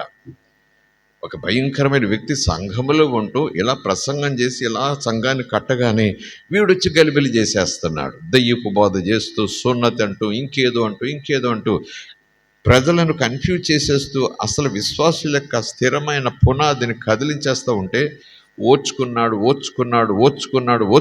పౌలు. చివరికన్నాడు, దేవుడు నిన్ను మొత్తునగాక, ఈ రోజు నుంచి నువ్వు గుడ్డోడు అయిపోతావు అన్నాడు పౌలు గారు. గుడ్డోడు అయిపోయాడు. ఆ సన్నివేశాన్ని తీసుకుని నేను ఏమంటే అది అయిపోయింది. పౌలు గారు చూడు ఏమన్నాడు, విశ్వాసిని వాడు ఏదో చేశాడు, ఇలాగన్నాడు, అయిపోయాడు. ఏమనుకుంటున్నావు, నేను దేవుని సేవకుని అంటూ కాళ్ళను లేకపోయినా కాళ్ళ మీద చేతులు వేసుకుంటూ పల్లకీల్లో కూర్చుని ఊరేగుదాం అనుకునే ఈ కాపర్లు ఉన్నారు చూసారా. దేవుడు చూసుకుంటాడు. ఒక రోజు మారు మనసు పొందాల్సిందే. కాపరైనా ఎవరైనా సరే మారు మనసు పొందాల్సిందే. స్తోత్రం కలుగును గాక. Praise the lord, hallelujah, praise the lord, hallelujah. మన కాపర్లకు కాదు, గౌరవిద్దాం కాపర్లను, గౌరవిద్దాం అపొస్తలులను, గౌరవిద్దాం ప్రవక్తలను, గౌరవిద్దాం సువార్తికులను, గౌరవిద్దాం బోధకులను. సంఘక్షేమం కోసం దేవుడు ఏర్పాటు చేసిన మినిస్ట్రీస్ 4-5 విభాగాలు అవి. దేవుడే పెట్టాడు ఆ విభాగాలు సంఘక్షేమాభివృద్ధి కోసం. కానీ ఈ 5గురు బాసులు అవ్వకూడదు. యేసయ్యే మనకు బాసు, తండ్రి అయిన దేవుడే మనకు బాసు, పరిశుద్ధాత్ముడే మనకు అధికారి. ఒక్క మాటలో చెప్పాలంటే వాక్యమే మనకు సర్వాధికారి. స్తోత్రం కలుగునుగాక. వాక్యమే మనకు సర్వాధికారి, వాక్యమే మనకు సర్వాధికారి. అందుకే బాగా వాక్యం వినాలి, వాక్యం ధ్యానించాలి, వాక్యం వినాలి, వాక్యం ధ్యానించాలి. ఈ తీరు మనం అలవాటు చేసుకుపోతే ప్రమాదంలో పడతాం. మన విశ్వాసం ప్రమాదంలో పడుతుంది, మన సాక్ష్యం ప్రమాదంలో పడుతుంది. మా ఆధ్యాత్మిక జీవితం తెలియకుండానే ముందంతా బాగుంటుంది, ఆధ్యాత్మిక జీవితం వెనకాల చెదబట్టేస్తాను. వెనకాల నేను చూసుకోను కదా, అద్దం ముందుకు వెళ్తే నేను కనపడతాను. వెనకాల చూసుకోవాలంటే నేను వెనక్కి తిరగాలి. అద్దం ముందు ఉంది, నేను ముందు చూసుకున్నాను, బాగున్నాను, వెనకాల చెదబట్టింది అనుకుందాం. నాకు వెనకాల చూడాలంటే కోర్స్ అంత తెలివి తక్కువ కాదు, వెనకాల అద్దం పెట్టుకుంటే కనపడద్దులండి, ఇది కలిసి, అది వేరే సంగతి. మనలో మనమాట. వాక్యాన్ని ముందు పెట్టుకుని వాక్యం ముందుకు వస్తే ఇదే కనిపిస్తుంది. కానీ పరిశుద్ధాత్మ ముందుకు వస్తే పరిశుద్ధాత్మకు ఏం చేస్తాడు? వెనక ముందు అంతా ఆయన చూపిస్తాడు. కనుక చాలా సందర్భాల్లో మనం లేఖనం సరిగా అర్థం చేసుకోకుండా ఒక తీరులో పోతూ ఉంటే బాగున్నాను బాగున్నాను బాగున్నాను బాగున్నాను. కానీ పరిశుద్ధాత్మ ప్రభావం అనే ఆ చుట్టూ దర్పణమైన వెలుగులోకి మహిమలోకి నువ్వు వస్తే ఎక్కడికక్కడ ఎప్పటికప్పుడు ప్రభు ఏం చేస్తా చెప్పండి? కడిగేసుకో కడిగేసుకో కడిగేసుకో, సరి చేసుకో, ఇప్పుడే ఇక్కడే ఈ నిమిషంలోనే అంటూ చేతులు జాపి రక్తం ఓడి గాయాలు చూపిస్తూ రమ్మని పిలుస్తాడు యేసయ్య. స్తోత్రం కలుగునుగాక. ఆయన అమూల్యమైన రక్తం మన ప్రతి అతిక్రమాన్ని, ప్రతి పాపాన్ని అప్పటికప్పుడు కడిగేసి పవిత్రపరిచేస్తుంది. అందుకే యేసయ్య మన కోసం బలిపశువై, ఇంకా ఆ బలి లేదు కానీ, ఇంకా అలాంటి బలులు అవసరం లేదు కానీ, యేసుడు మరలా వచ్చి బలిపశువుగా ఉండాల్సిన లేదు కానీ ఆ ప్రభావం ఇంకా కొనసాగుతుంది, నదిలాగా ప్రవహిస్తూ ఉంది. రాబో తరం వాళ్ళు చేసే పాపం నిమిత్తము కూడా ఈ రక్త ప్రభావం అంత దూరం పోయి అది కూడా కడిగేసే శక్తి యేసు రక్తంలో ఉంది. Praise the lord. హల్లెలూయా. దేవుని నామానికి స్తోత్రం కలుగునుగాక. హల్లెలూయా. సో బుద్ధి కలిగి ఉండుట, బుద్ధి నష్టపోవుట, బుద్ధిహీనత. ఇక్కడ నేను చెప్పిన మాట, మనం ఇప్పుడే చెప్పుకున్న మాట, తెలియనివాడు చెప్పాను కదా, తెలియనివాడు తెలివి తక్కువ ప్రవర్తిస్తే మూర్ఖుడు, ఆ మాట అసలు వర్తించదు వాళ్ళకి. తెలియదు అంతే, మూర్ఖుడు అనొద్దు. తెలియదు అక్కడ ఆగిపోవాలి మనం.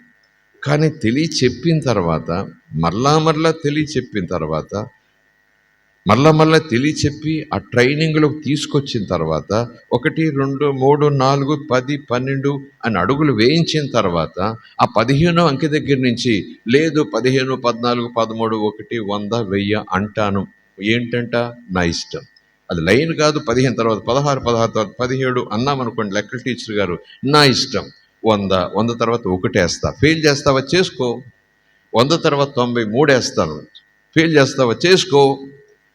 అది మూర్ఖత్వం.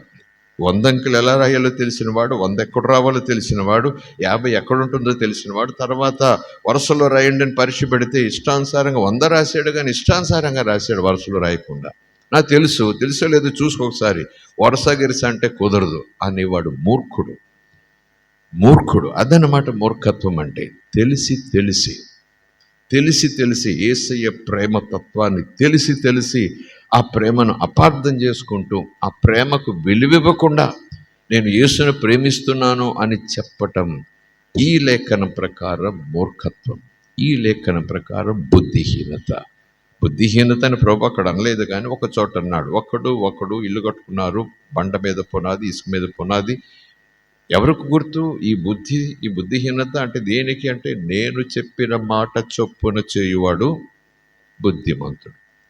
నేను చెప్పిన మాట విని ఆ ప్రకారంగా చేయనివాడు బుద్ధిహీనుడు. మీరు నన్నన్నా కోపం రాకూడదు నాకు, నేను మిమ్మల్ని అన్నా కోపం తెచ్చుకోకూడదు. యేసుప్రభు ఈ మాట అన్నా అనుటకు ఆయన అర్హుడు, వినుటకు మనము యోగ్యులం. స్తోత్రం కలుగునుగాక.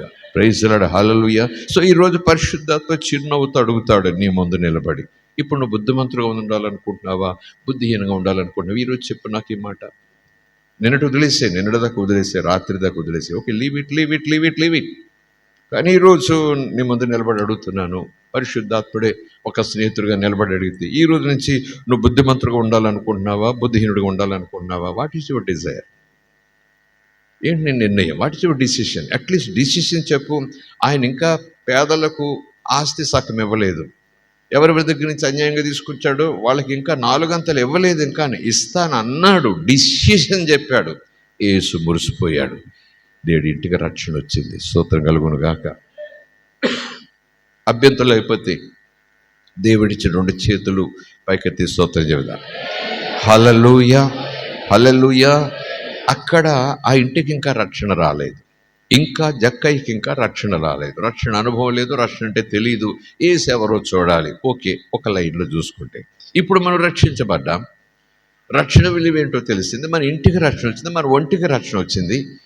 ఇప్పుడు అక్కడ యేసుప్రభు వెళ్ళి నిలబడ్డాడట. యేసుప్రభు ఇంకా ఏం మాట్లాడలేదట.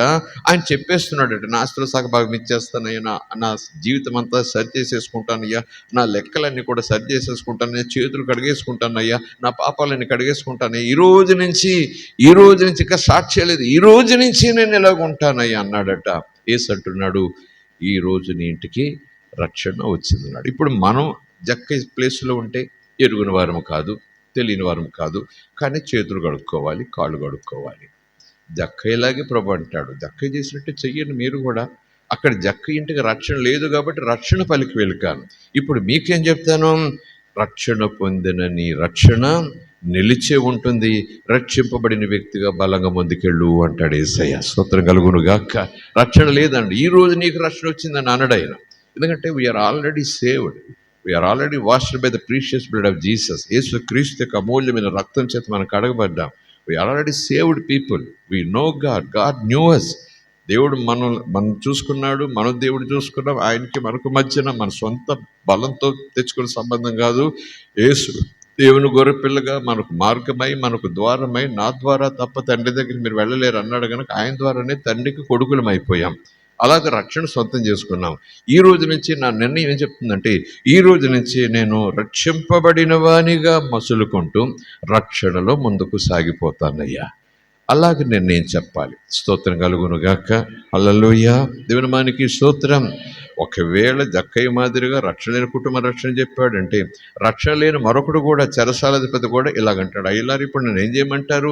ఈరోజు మీరు నేను కలిసి ఇక్కడ నేను బోధ చేసినా, మీరు అక్కడ కూర్చుని విన్నా, మీరు నేను ఒక గుంపుగా నిలబడి పరిశుద్ధాత్మ ఈరోజు అడిగామనుకోండి, ఎంతకీ మమ్మల్ని ఏం చేయమంటావు బాబు, మా భయం వేస్తూ ఉంది, ఏం చేయమంటావు, మేము రక్షించబడ్డాం కదా, ఏం చేస్తామంటే, ఏమీ లేదు, మీరు మానవ మనసు పొంది మళ్ళా యేసయ్య వాక్యపు కాగడ చేతబట్టి వెలుగు కలిగి ముందుకెళ్ళిపోండి అంటాడు పరిశుద్ధాత్ముడు. Praise the lord. హల్లెలూయా. వెనుకున్న వాటిని మరిచి ముందున్న వాటి కొరకు ఈసురోమంటూ కాదు, సనుక్కుంటూ కాదు, సోమరులుగా కాదు, వేగిరమై పరిగెత్తుతూ గురి యొద్దకు చేరుకోండి. Praise the lord. హల్లెలూయా. ఆ మాటలు మళ్ళీ చదివి నేను ముగిస్తాను. పరలోక రాజ్యం తమ దివిటీలు పట్టుకొని పెండ్లి కుమారుని ఎదుర్కొనుటకు బయలుదేరిన 10 మంది కన్యకలను పోలి ఉన్నది. యేసు చెప్పిన మాటలు ఎప్పుడు దేవుని రాజ్య సంబంధమే. ముసలమ్మ వచ్చేట్లు అస్సలు చెప్పడాయన, జోకులు వేయడాయన. ఈ దినాల్లో మనుషులను మెలకువలో ఉంచడానికి, నవ్వించడానికి, కవ్వించడానికి దైవజనులు ఎంత సమయం తీసుకుంటున్నారో. మరి పరిశుద్ధాత్ముడే చెప్పాడేమో ఆ డబుల్ మీనింగ్ జోకులు ఏమని. పరిశుద్ధాత్ముడే చెప్పాడేమో ఇంటింట్లో జరిగే కథలన్నీ కూడా వాక్యంగా చెప్పమని. అసలు దేవుని మాటలు చెప్పుటకు దేవుడిచ్చిన సమయమే మహామూల్యమైన సమయం. స్తోత్రం కలుగును గాక. జీవితాలను మార్చేసే సమయం, చీకటి వెలుగుగా చేసే సమయం, చచ్చిపోయిన వాళ్ళు బతికించే అద్భుతమైన క్షణాలు దేవుని మాటలు. Praise the lord. హల్లెలూయా. దేవుని మనకి స్తోత్రం.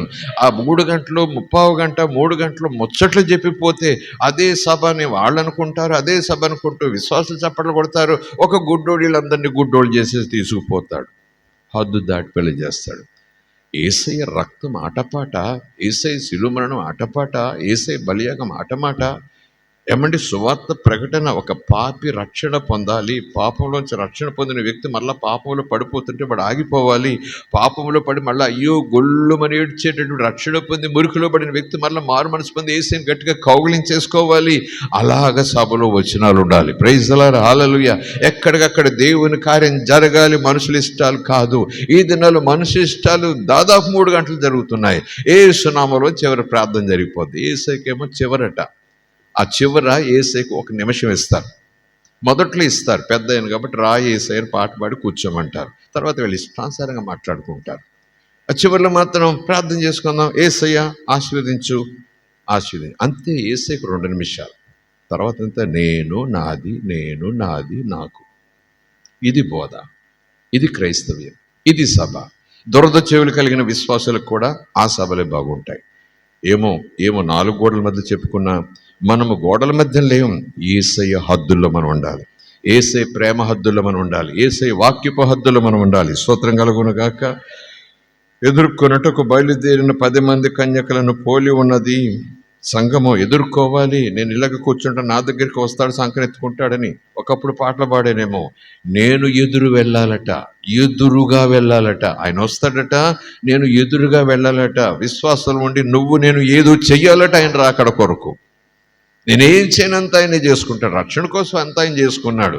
కానీ రక్షింపబడిన తర్వాత నీ వరుని కోసం నువ్వు ఎదురు వెళ్ళాలి. స్తోత్రం కలుగును గాక. హల్లెలూయా. వీరిలో 5 బుద్ధి లేని వారు, 5 బుద్ధి గలవారు. యేసుప్రభు అక్కడే విడదీసేస్తున్నాడు. బుద్ధి లేని వారు తమ దివిటీలు పట్టుకొని ఉన్నారు, తమతో కూడా నూనె తీసుకుని పోలేదు. దివిటీలు తీసుకెళ్లారు కానీ నూనె లేదు. బుద్ధి గలవారు తమ దివిటీలతో కూడా సిద్ధెలలో నూనె తీసుకుని వెళ్ళారు. పెండ్లి కుమారుడు ఆలస్యం చేయగా అయ్యో, వారందరూ ఈ 5 10 మంది కునికి నిద్రపోయారు. 5 కాదండి. ఎందుకంటే శరీర బడలిక, శరీర నిరీక్షణ, శరీర అలసట ఎవరికైనా సహజం. కనుక 10 మంది కునికి నిద్రపోయారు. ధన్యత ఏంటంటే ఈ ఆరిపోతున్న కాగడాను నిలబెట్టుకోవటానికి వీళ్ళ దగ్గర నూనె రెడీగా ఉంది. ప్రైజ్ ది లార్డ్, హల్లెలూయా. అర్ధరాత్రి వేళ, అందరూ నిద్రపోతున్న వేళ, ఎవరు సిద్ధంగా లేని చోట, విశ్వాసులు కూడా లోకపు నిద్రలో పడిపోయిన వేళ, ఇదిగో పెండ్లి కుమారుడు, అతను ఎదుర్కోవటానికి రండి అని కేక వినబడింది. గుసగుస కాదు, మనసులో శబ్దం కాదు, కేక. తూర్పు నుంచి పడమర వరకు వినబడుతుంది కేక. ప్రైజ్ ది లార్డ్, హల్లెలూయా. అప్పుడు ఆ కన్యకలందరూ లేచారు. 5+5. ఆ కన్యకలందరూ లేచారు. లేచి ఏం చేశారు? పెళ్లి కొడుకుని చూడటం లేదంటే వాళ్ళకి తెలుసు పెళ్లి కొడుకు వస్తాడు, మేము వెళ్ళిపోతాం, భోజనాలు చేసేస్తామని కాదు. వాళ్ళకి తెలుసు, జ్ఞానం ఉంది. ఏ జ్ఞానం చెప్పండి? కాగడాలు వెలుగుతూ ఉండాలి, పెళ్లి బట్టలు వేసుకుని ఉండాలి. అవి తెలుసు కాబట్టి వెంటనే ఒకసారి చూసుకున్నారు, తమను తాము చూసుకున్నారు. ఆ కన్యకలందరూ లేచారు, తమ దీవిటీలను చక్కపరుచుకున్నారు. ఒక 5 చక్కపరుచుకోగలిగారు, మరొకరు చక్కపరుచుకోలేకపోయారు. వాళ్ళకి సాధ్యం కావట్లేదు, ఎందుకంటే నూనె లేదు కనుక. బుద్ధి లేని కన్యకులు, మా దీవిటీలు ఆరిపోతున్నాయి కనుక మీ నూనెలో కొంచెం మాకు ఇయ్యుడని బుద్ధి గల వారిని అడిగారు. అందుకు బుద్ధిగల కన్యకలు, మాకు మీకు ఇది చాలదేమో, మీరు దొరుకుతుంది బజార్లో, అమ్మేవారు ఎవరైనా ఉంటే వాళ్ళ దగ్గరకు పోయి కొనుక్కోండి. ఒకవేళ నూనెను అభిషేకం అని మనం అనుకుంటే, నూనెను అభిషేకముగా మనం పోల్చుకుంటే, అభిషేకాలు అమ్మకానికి ఉన్నాయేమో, పోయి కొనుక్కోండి బజార్లోకి వెళ్ళి. ఆయన దగ్గరికి వెళ్తే మండిస్తాడు, ఈయన దగ్గరికి వెళ్తే మండిపోతాను, ఆయన దగ్గరికి వెళ్తే మండిపోతాను. మరొక ఆయన అంటాడు, 5,000 కానికవ్వండి, అభిషేకం మీ మీదకి పంపిస్తా. 10,000 కానికవ్వండి, అభిషేకం మీ మీదకి వచ్చేలా చేసి ప్రార్థన చేస్తా. ఈ మాటలన్నీ బహుశా ఈ వచనాన్ని కొంచెం అర్థం చెప్తున్నాయేమో. అమ్మేవారు ఎవరైనా ఉంటే అక్కడైతే నూనె కావచ్చు, బజార్లో దొరుకుతుంది, పోయి తెచ్చుకోండి అని ఉండొచ్చు వాళ్ళు. కానీ ఈరోజు ఆధ్యాత్మిక ఒక పాట మనం నేర్చుకోవాలంటే, అభిషేకాన్ని కూడా అమ్మేవారు ఉన్నారేమో, వెళ్ళి చూసుకోండి. అభిషేకం అంటేనే దేవుని సొత్తది. అభిషేకం అంటేనే దేవుని దగ్గర నుంచి రావాలి. అభిషేకం అంటేనే పైనుంచి రావాలి, కాసులకు వచ్చేది కాదు అభిషేకం. ప్రైజ్ ది లార్డ్, హల్లెలూయా. గార్డీ సీమోన్ అదే అన్నాడు, ఇదిగో నోట్ల కట్ట, ఇదిగో డబ్బులు, నాకు అభిషేకం కావాలి. ఎవరి మీద నేను చేతులు ఇస్తే వాళ్ళ మీదకి అభిషేకం వచ్చేయాలి. పేతురు అన్నాడు, నీ హృదయం చెడిపోయింది. అభిషేకం అమ్మబడద్దు అనుకుంటున్నావా? అభిషేకాన్ని అమ్మకాన్ని పెడతాం అనుకుంటున్నావా? ఆ రోజు పేతురు కూడా నేడు దినాల్లో పాస్టర్ గారిలాగా ఉండుంటే, ఓ 10,000 పుచ్చుకో, ఈ మూట సరిపోదు, ఒక 3 మూటలు పట్టుకురా, నేను చెయ్యేస్తాను, నీ మీద చేయిస్తున్నావు, ఎవరి మీద చేతులు వేసినా అలాగ అయిపోతారు వాళ్ళు. అప్పుడు నువ్వు ఆ బిజినెస్ ప్రారంభించేసి నేను 10,000 అడుగుతాను, 500 అడుగు మొదటి నుంచి చేసి ప్రార్థన చేస్తాను 500 అవుద్ది, చేసి ప్రార్థన చేస్తాను 1000 అవుద్ది. అప్పుడు మీరు కెపాసిటీ పెరిగింది అనుకో, నువ్వు 1,00,000 ఇచ్చేస్తారు. అలాంటి సరుకు చెప్పేవాడేమో పేతురు అన్నాడు ఒక చోట, శీలమండలో బలహీనత కలిగిన వాడితో అంటాడు, నా దగ్గర వెండి లేదు, నా దగ్గర బంగారం లేదు, నాకు అది అనవసరం, నా దగ్గర మాత్రం ఒకటి ఉంది, అభిషేకమైన యేసు నామం, స్తోత్రం కలుగునుగాక, యేసు నామములో అన్నాడట. అలాంటి స్వస్థతలు కూడా అమ్మకమని అనకూడదు, కానీ అలా అమ్ముకుంటున్న దినాలు, సేవని దానికి కొంచెం ట్యాగ్ తగిలించుకుంటున్న దినాలు, స్తోత్రం కలుగునుగా. ఏమన్నారు, ఎందుకు ఆ మాట వచ్చింది నా నోటి వెంట? మాకు మీకు ఇది సరిపోదేమో, అమ్మేవారు ఉంటారు, వారి దగ్గర పోండి, అమ్మేవారు ఉంటారు, ఉంటే వాళ్ళ దగ్గర పోండి, కొనుక్కోండి అని చెప్పారు. వారు కొనుక్కోవటానికి వెళ్ళిపోతుండగా, ఇంకేముంది పద పద పద అంటూ వెళ్ళబోతుండగా కొనుక్కున్న పూటకు పోచుండగా పెండ్లి కుమారుడు వచ్చేసాడు. అప్పుడు సిద్ధపడి ఉన్నవారు అతనితో కూడా పెండ్లి ముందుకి లోపలికి అతనితో పాటు ఆయనతో పాటు వెళ్ళిపోయారు. స్తోత్రం కలుగునుగాక, ప్రైజ్ ది లార్డ్, హల్లెలూయా, స్తోత్రం. ఆ తర్వాత ఏం జరిగింది? అంతటి తలుపులు వేయబడ్డాయి. టైం అయిపోయింది, తలుపులు వేయబడ్డాయి. ఆ తర్వాత వాళ్ళు ఎక్కడికి వెళ్ళారో, ఏం చేశారో, నిజాన్ని నూనె కొనుక్కున్నారో తెచ్చుకున్నారో తెలియదు, కానీ ఆ తర్వాత తక్కిన 5 కన్యకులు వచ్చి తలుపులు వేసేసారు కదా, తట్టుడి మీకు తీయబడును, అడుగుడి మీకు ఇవ్వబడును, వెదుకుడి మీకు దొరుకును. అలవాటైపోయిన బహుశా ప్రార్థన అయ్యి ఉండొచ్చు వీళ్ళకి. అయ్యా అయ్యా తలుపు తీయండి, అయ్యా అయ్యా తలుపు తీయండి. దేవుడు ఎంత కృప ఇచ్చినప్పుడు ఆ కృపను మనం అద్భుతంగా నిర్లక్ష్యం చేయకుండా వాడుకోవాలి. ఆ కృపాకాలం అయిపోయిన తర్వాత, మనం విడిచిపెట్టబడిన తర్వాత తలుపు తీయబడును, అడిగింది ఇవ్వబడును, వెతికితే దొరుకుతుంది, పనిచేయు, ఆ సూత్రాలు పనిచేయవు, సమయం అయిపోయింది. స్తోత్రం కలుగునుగాక, ప్రైజ్ ది లార్డ్, హల్లెలూయా, దేవుని మనకి స్తోత్రం. అంతటి తలుపు వేయబడిన తర్వాత తక్కిన కన్యకలు వచ్చారు, అయ్యా అయ్యా మాకు తలుపు తీయమని అడిగారు. అతడు మిమ్మను, మీరెవరు, మీ అడ్రస్ ఏంటి, ఏ సంఘం, బాప్టిస్ట్ సంఘమా, ఈ సంఘమా, ఆ సంఘమా, నోవే, పెంతెకోస్తా, పరిశుద్ధాత్మ, అసలు డిస్కషన్స్ లేవు. ఎంతమంది దానాలు చేశారు, ఎన్ని చర్చలు కట్టించారు, ఎక్కడ డిస్కషన్స్ లేవు. ఎంతమంది భోజనం పెట్టారు, అస్సలు ఏం మాట్లాడట్లేదు. అక్కడ ఆయన ఏం మాట్లాడలేదు. ఎవరు మీరు అన్నాడంతే. Who are you, who are you, స్తోత్ర కలుగునుగాక. నేరమని అనను కానీ వీళ్ళ నిర్లక్ష్యం. కాగడాలు ఉన్నాయి, నూనె ఉండాలంటే బుడ్డే, పక్కళ్ళున్నారు అడుగుదాం, పక్కళ్ళున్నారు కాస్త కొంచెం బదులు, పంచదార నూనె అడిగినట్టుగా సాయంకాలం కొంచెం బదులిస్తారా, కొంచెం నూనె, కొంచెం ఉప్పు అంటాను చూసారా లోగెళ్ళలో, అలా కొంచెం అడుగుదాం, అడిగి కొంచెం మండించుకుందాం, తర్వాత ఆయన చూసుకుంటారు. దేవుడు అంటాడు, ఇలాంటి సోమరి క్రైస్తవులు ఇలా ఉండిపోతారు. ఇతరులు సహాయం చేసే స్థితిలో ఉన్నా, ఇతరులు నువ్వు అడిగితే సహాయం చేసే బాధ్యత వాళ్ళకున్నా, అడిగితే ఇవ్వట్లేదు, ప్రేమ లేదని కూడా డైలాగులు వేసారు అనుకుంటే వీళ్ళు, మళ్ళీ మనమాట ఎక్కువ సంఘం వాళ్ళు అక్కడ ఉన్నారనుకోండి, 5 మన సంఘం వాళ్ళు అక్కడ ఉన్నారనుకోండి, అప్పుడు యువతలో అవతలని, నేనంటే ప్రేమ లేదా, కొంచెం ఇవ్వా, నేను వచ్చేస్తున్నాడు కదా అనొచ్చు కదండి. ప్రేమించమన్నాడు కదా యేసయ్య, పొరుగుని ప్రేమించమన్నాడు కదా, నీ కాకడని వెలుగుతుండాలా, నాకు కొంచెం ఇస్తే ఏం పోతుంది, నీళ్ళు పోతుందా, వాకిలు పోతుందా, కొంచెం నూనె కదా అడిగాను అంటూ బేరాలు పెడతాం. నేనంటాను, ఆధ్యాత్మిక ఆత్మీయత ఎవడు వాడే పెంచుకోవాలి, ఎవడు వాడే బలపరుచుకోవాలి. యేసుప్రభువు చెప్పాడు, మీరు నా యందు ఉండాలి, నా మాటలు మీ యందు ఉండాలి, మీరప్పుడు స్థిరంగా ఉంటారు. స్తోత్రం కలుగునుగాక.